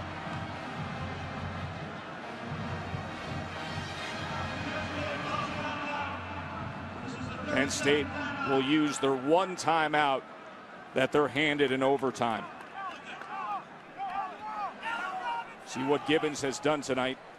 The 52-yarder, the lone miss right before our overtime. But as we said, he has come through in pressure situations before. The Sugar Bowl against Virginia Tech, the rivalry game against Michigan State. And here in front of 107,000 in an all-stadium whiteout, he can lead the Michigan hero.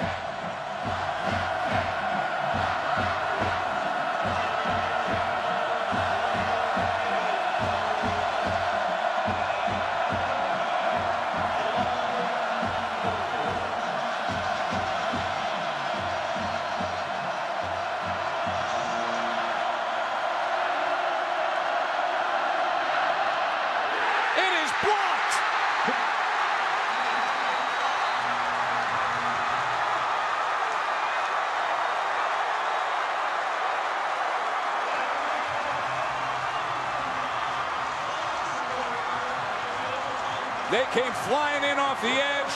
They went up the middle, and they rejected Gibbons.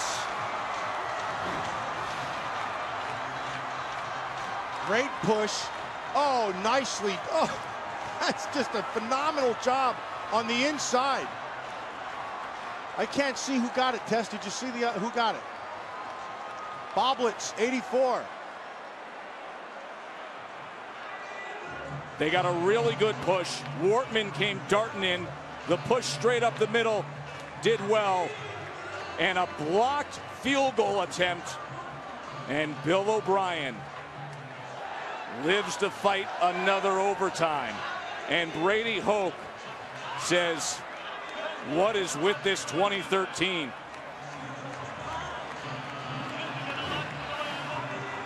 They had the drama against Akron, the comeback against UConn, and now here, a second overtime at Penn State. And a reminder that Johnny Manziel and Texas A&M against Ole Miss. You can see over on ESPN News as they are underway as we continue on here into the night at Beaver Stadium.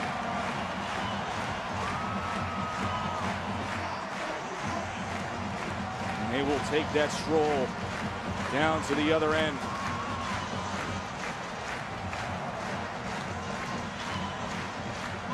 Well, Bill O'Brien said, guys, enjoy it. Have fun.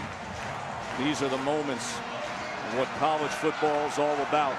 And that's a scene unlike any other that you see come Saturday afternoons. The all-stadium whiteout with just a patch of maize and blue.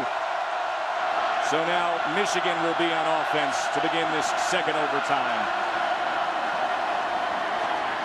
And Fitz Toussaint is taken down at about the 22-yard line.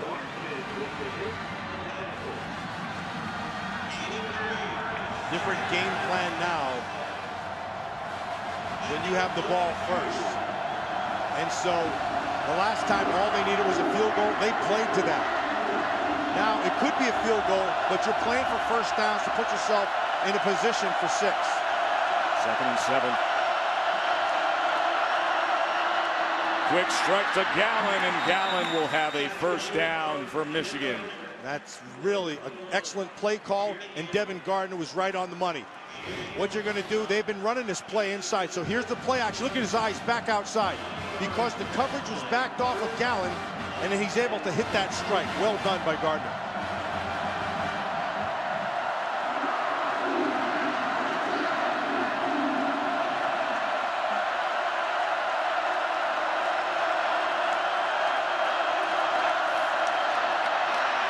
Gardner is taken down for a loss that time by Deion Barnes. He was reading Barnes. Barnes didn't bite. They'd run that a few times, and they've been handing it off to Toussaint. This time, Barnes kept his eyes directly on Gardner. Sets up this second in about, 13 maybe.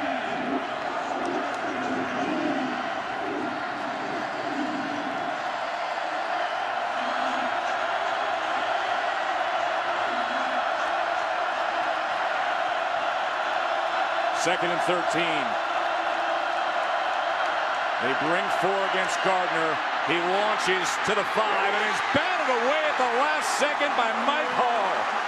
That is a great play and great timing by Hull.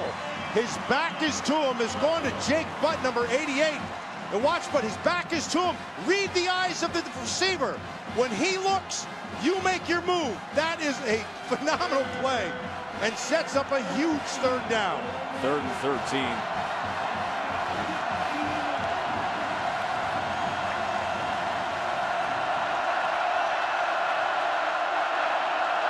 Trip stack, and now they motion out of it with Funchess. He is such a tough matchup in a spot like this. Let's see if he looks his way. Gardner, he's going to tuck it, run it, and he loses his helmet as he is taken down inside the 10-yard line, and it'll be 4th down there. Well, I loved right there what I saw out of Devin Gardner. That is phenomenal determination. He was going to get that no matter what. Great coverage on the outside. It opened up, and he went for it.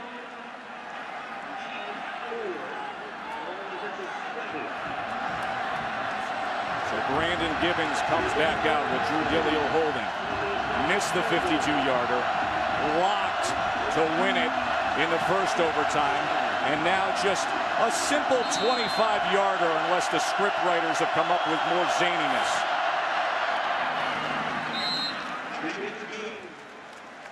(37-34). Penn State will have their chance to take it. Let's check in with Reese Davis. Reese? Joe, a game we're going to go to as soon as you guys are finished. Texas A&M and Ole Miss. Johnny Manziel and the Aggies march right down the field. Ben Molina runs through Rebels in from the 7. You can see it on ESPN News or your Watch ESPN app. 7-0 Aggies, but hey, we got more OT. Sure do. Can't get enough here of what we've been dealing with all day long at Beaver Stadium. Beautiful night to look at the all-stadium whiteout with aerial coverage provided by Goodyear. Everything Goodyear has learned, making tires that go the distance, inspires what they roll into yours. Goodyear, more driven. Remember, we are one play away from this game being a Penn State win or a Michigan win as Penn State starts here with Bill Belton. Touchdown wins it for Penn State. A stop wins it for Michigan, and they will go up-tempo. 2nd and 5. The up-tempo has worked when they've gone with the changeup. They stay on the ground with Belton, and he is taken down at the line of scrimmage. as it was Morgan corralling him. Morgan made a nice tackle, but Belt missed a cut. He had a cut back to the inside and missed it. Sets up this third down. Bill O'Brien, who acts as the play caller. 3rd and 4. Christian Hackenberg, who had that miraculous drive to force overtime. The 18-year-old now in this pressure spot. It's on Hackenberg completely. Incomplete. He had the top side wide open. They had a double stack to the top side. He went back to the tight end on the inside. And that, so you've got to kick the ball here and try for the field goal. Sam Ficken, the junior, who improved so much throughout the course of last year after his early season struggles. O'Brien said he's the most improved player on this Penn State team. To force a 3rd overtime. He's 2 for 4 on the night. This from 36.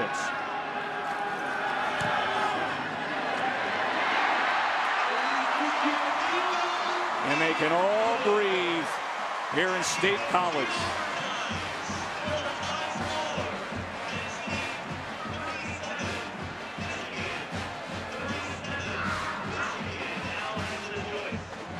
Yes, Devin, there's more work to be done. And watch Adam Geiger get that down, laces out. Nice thick spot for Ficken to dig into. And remember, if a touchdown is scored in a 3rd overtime, you must go for a 2-point conversion.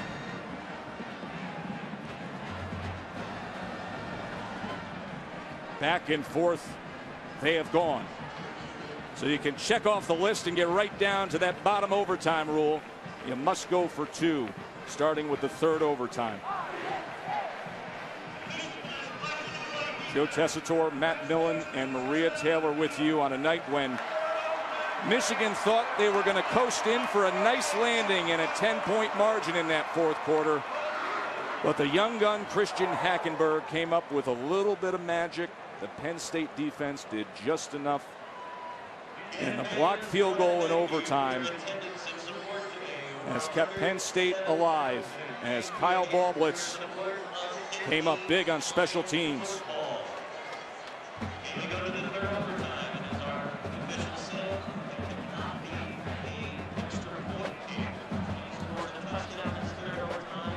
Back in 2002, Michigan took an overtime victory against Penn State. Penn State has won the last 3. Didn't meet in recent years. 2010 the last meeting. Next year they're going to be division rivals. Penn State first on offense in the 3rd overtime. How about the end around, and it's fumbled! And Michigan's Frank Clark jumps on it. He had the fumble return that sparked the comeback here in the 2nd half as he scored a touchdown, and now he comes up huge as Robinson put it on the ground. I wonder if Robinson even had it. It was the right call. It was wide open on this side. Let's see what happens. Oh no, that was his. That's completely on him. Allen Robinson had it. It was a good handoff. He just never got the handle. Frank Clark with 2 key fumble recoveries. And now Michigan in the 3rd overtime will win with a score. They played it conservative the last time they were in this spot. Let's see what the play calling looks like here.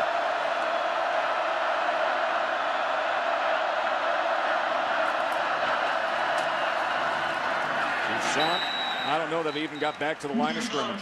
He lost a yard, but Tess, I'm going to agree right here with Michigan's play calling. That's Al Borges. He knows he's got an excellent kicker. Yeah, he got it blocked the last time, but if you just keep it down the line, I like my chances with my kicker here. I would continue to run the football. Need those big guys up front to do their business when it comes to special team field goal. Last one was blocked. And this goes to Gallen, and he's right near the sticks at the 15-yard line.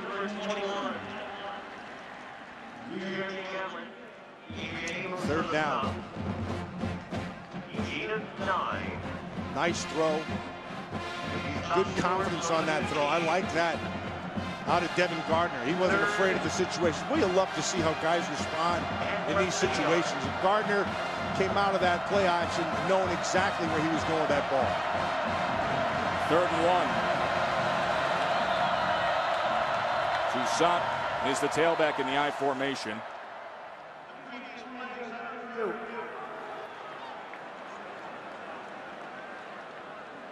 They may be taking a look at the spot of the ball here, or the catch by Gallen.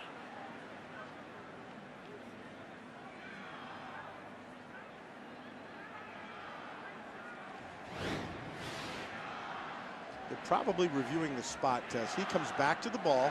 Let's see the spot here.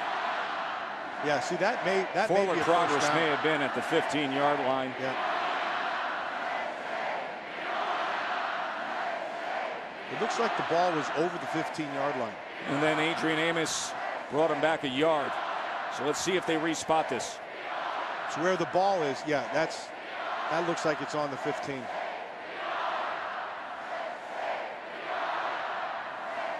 Remember, the replay official played such a big role in the reason why we're even in overtime with the acrobatic catches by Allen Robinson on that miraculous last drive by Penn State. But the fumble here to start the 3rd overtime. This is see how costly it is. This is going to be a first down test. And it's Frank Clark with a couple of fumble recoveries. Sparked the comeback in the second half with a fumble return for a touchdown, and here jumped on that mishandled end around that After Robinson couldn't hold on to. Ruling that the runner was short, 3rd down, it stands as called. Oh, that surprises me. It looked like he was over. What sets up 3rd and inches? So 3rd and short with the ball cresting shy of the 15-yard line.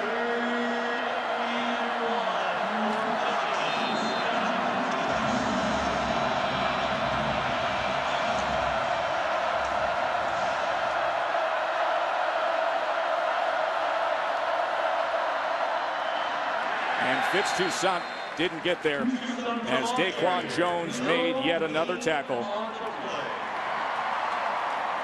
Daquan Jones played a heck of a football game. So here comes Gibbons. And Penn State will use their 1 timeout here in the 3rd overtime.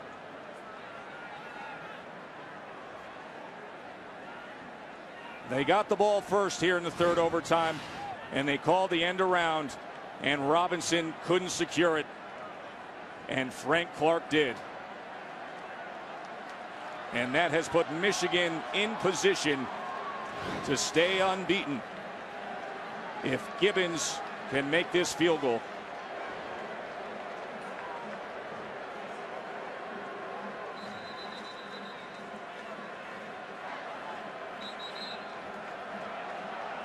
He's missed 2 of the last 3 attempts, but keep in mind, one was the 52-yarder.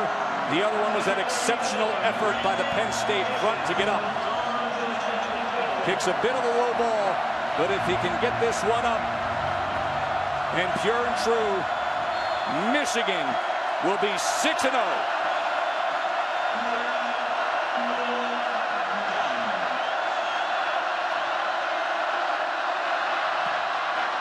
Missed it.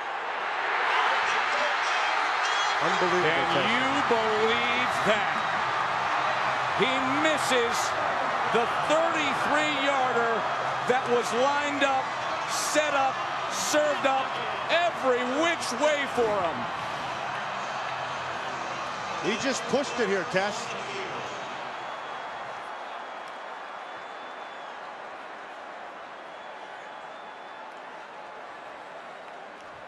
And Allen Robinson, who was in on special teams after fumbling the ball that put them right on the cliff's edge. Well, guess what? They have climbed up, and we've got a 4th overtime coming your way. Michigan has selected this end of the field. Both teams have 1 timeout, and on a touchdown, they must only score by running for 2.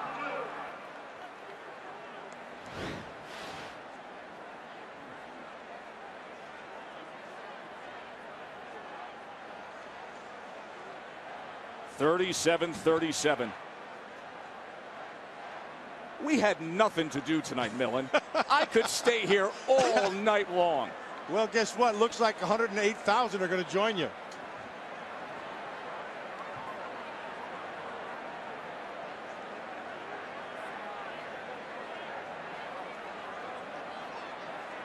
See the medical staff for Penn State out there after that missed field goal. It's Willis, the safety, number 1. Malcolm Willis, their starting safety, the senior, who's really one of the veterans of the defensive backfield. Has the second most starts on the team, and you can see them tending to that leg. You know, I want to return to a conversation we had earlier about where Penn State football is right now and the circumstances that they're in, and the message to Bill O'Brien about moments like this. This is a team that can't play in the postseason. This is a team that you get a home crowd like this of 107,000 and a whiteout against one of the great brand names of all of college football. You better enjoy it. Absolutely. You better have a special night like this. Yeah, and here's the thing. It's not exclusive to Penn State. These games, these scenarios, these situations, they don't come around very often. You get maybe 1 or 2 of these in your career, and here we're presented with one that's just a beauty. It sure has been. Each kicker in overtime, 1 for 3. Christian Hackenberg, the freshman quarterback, was marvelous at the end of the 4th quarter.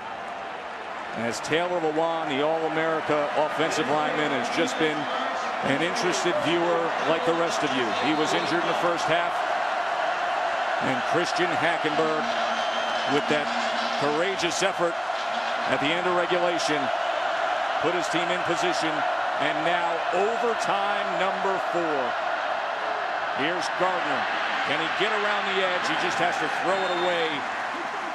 As Barnes was tracking him down. That's the second time they've tried Deion Barnes to that side, and it's the second time Barnes has come through. Once they tried him on the option, and he was able to run him down, and this time he held his discipline to the top side. I was waiting for that with Gardner with the boot. Second down.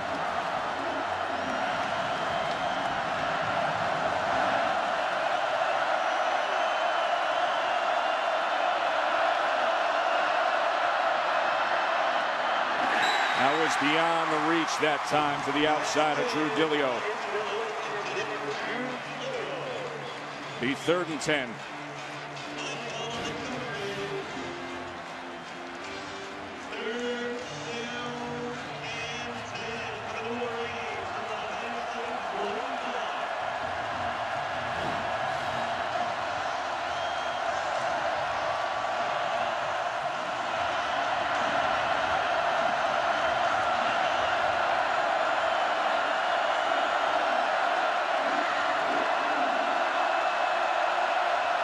Play clock is counting down.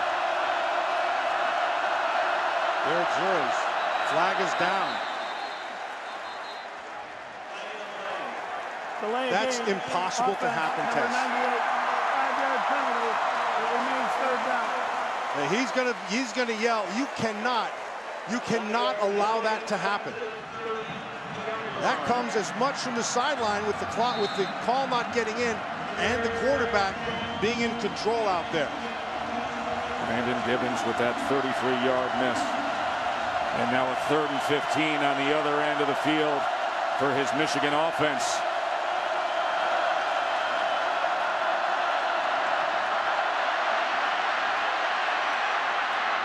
And Gardner's going to be well short.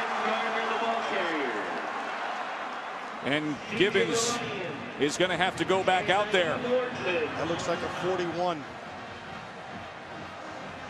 41-yarder. A little short of that.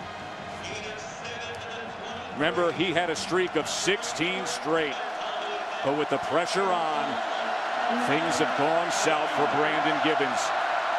Can he pull out of it? Officially they're listed as 40. And Michigan takes the lead, 40-37. Oh, Reese, is this a fun one?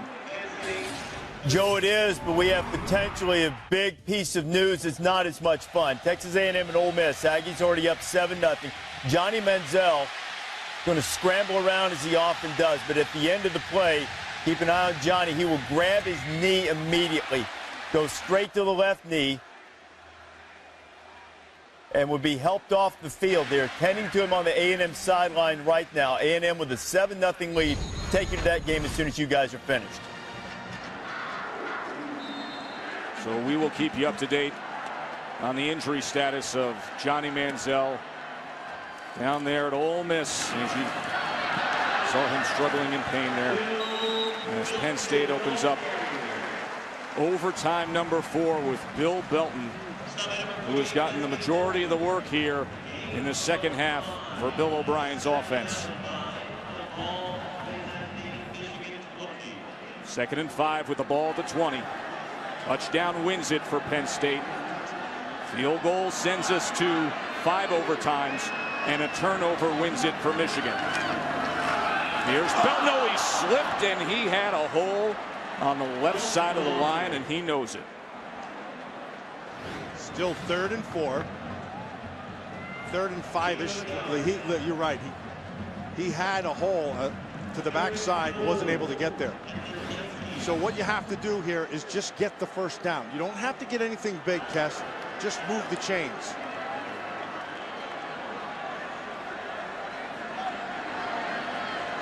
Third down and 4.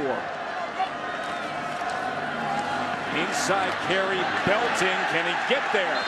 It's going to depend on the spot here, as Belton was driving those legs, and it looks like they're marking him short. Yes, they will mark him short of that 15-yard line. They're going hurry up. This is hurry up on a 4th down. And you could see them sprinting out. Bill O'Brien. That's the fastest 40 time Bill O'Brien has ever run. Bill O'Brien, the former linebacker in the Ivy League at Brown, sprinted like he was in the NFL Combine here to get this timeout. He wanted it.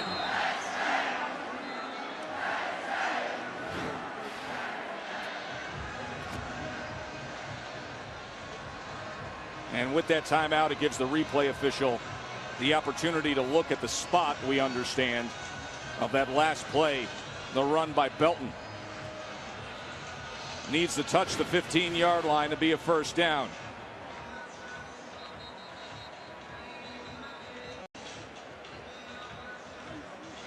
The ball was tucked against his chest, in his arm, as he went forward. At first glance, I think they got it right. And that offense is on the field. 4th down. 4th and less than a yard with the game on the line. If Michigan stops them, they win.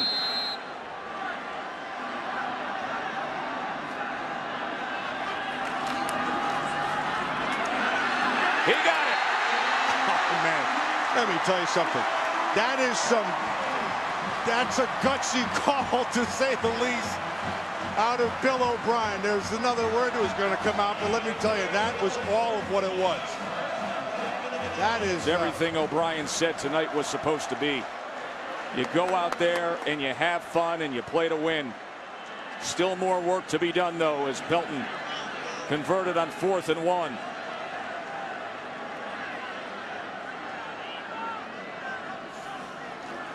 Here's Hackenberg to the end zone. Oh, through the hands of Allen Robinson. He was covered by Blake Countess, the very talented sophomore. Nice coverage by Countess all over him. Now, that was a tiny little window for Hackenberg to push it into, and he did. This is on Allen Robinson. That should have been caught. That should have been 6. If you're a great player, you make the great play.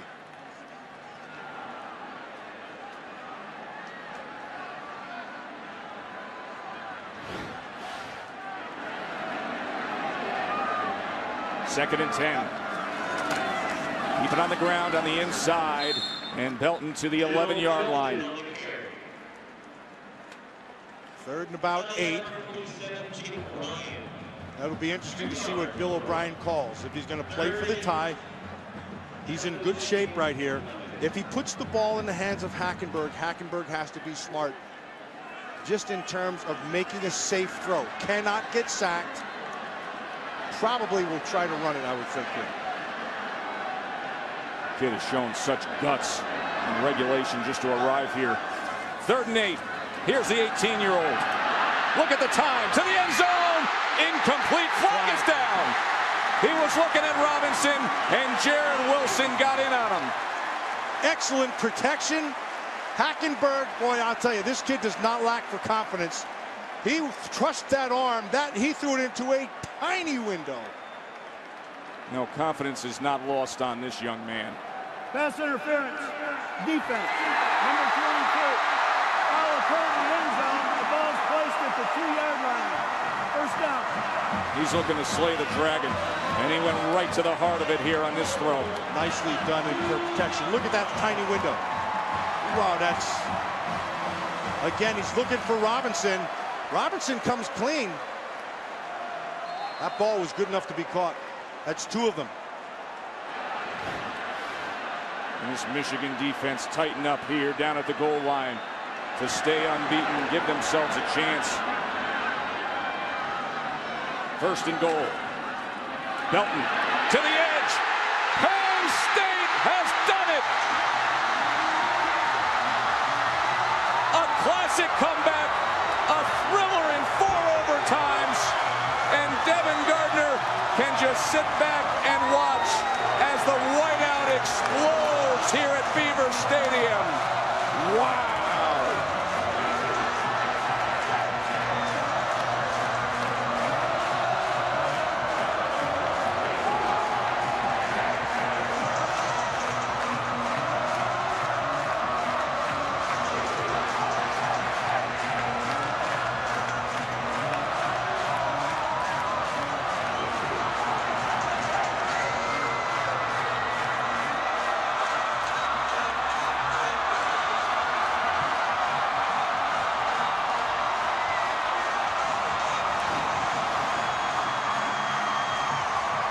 We talked about the ability of Belton to be able to bounce it and use the speed. He was the difference in that play. His vision, his ability to cut, and Bill O'Brien is one happy coach. A coach who went for it on 4th and 1 in the 4th overtime. And Devin Gardner, on a night when he gave so much, his team suffers their first loss of the year. And how about this scene? High above 107,000. An all-stadium whiteout that they will never forget. That's a downright blizzard of celebration. Let's go down to the field to Maria. Coach, you came over here and went down to your knees and had to take a deep breath. How would you describe the back-and-forth ending of this game? It was an incredible football game. Give so much credit to Michigan. They got a great football team. I think Coach Hoke does a great job. Our kids just hung in there and got a great bunch of kids. I took a knee here because I was tired. I wanted to go home, but it's a great win for Penn State. So they wore you out, but you decided to go for the 4th down in the 4th overtime. Tell me about that decision. I don't know if our kids could go much longer there. You know, they had given us everything they had. The tanks were empty, and I said eventually somebody's got to go for it, so I just decided to go for it. Well, you talk so much about this game being about opportunities. What did you just learn about your team in this game? Well, just like, you know, we had a bad loss last week, and our kids felt terrible about it.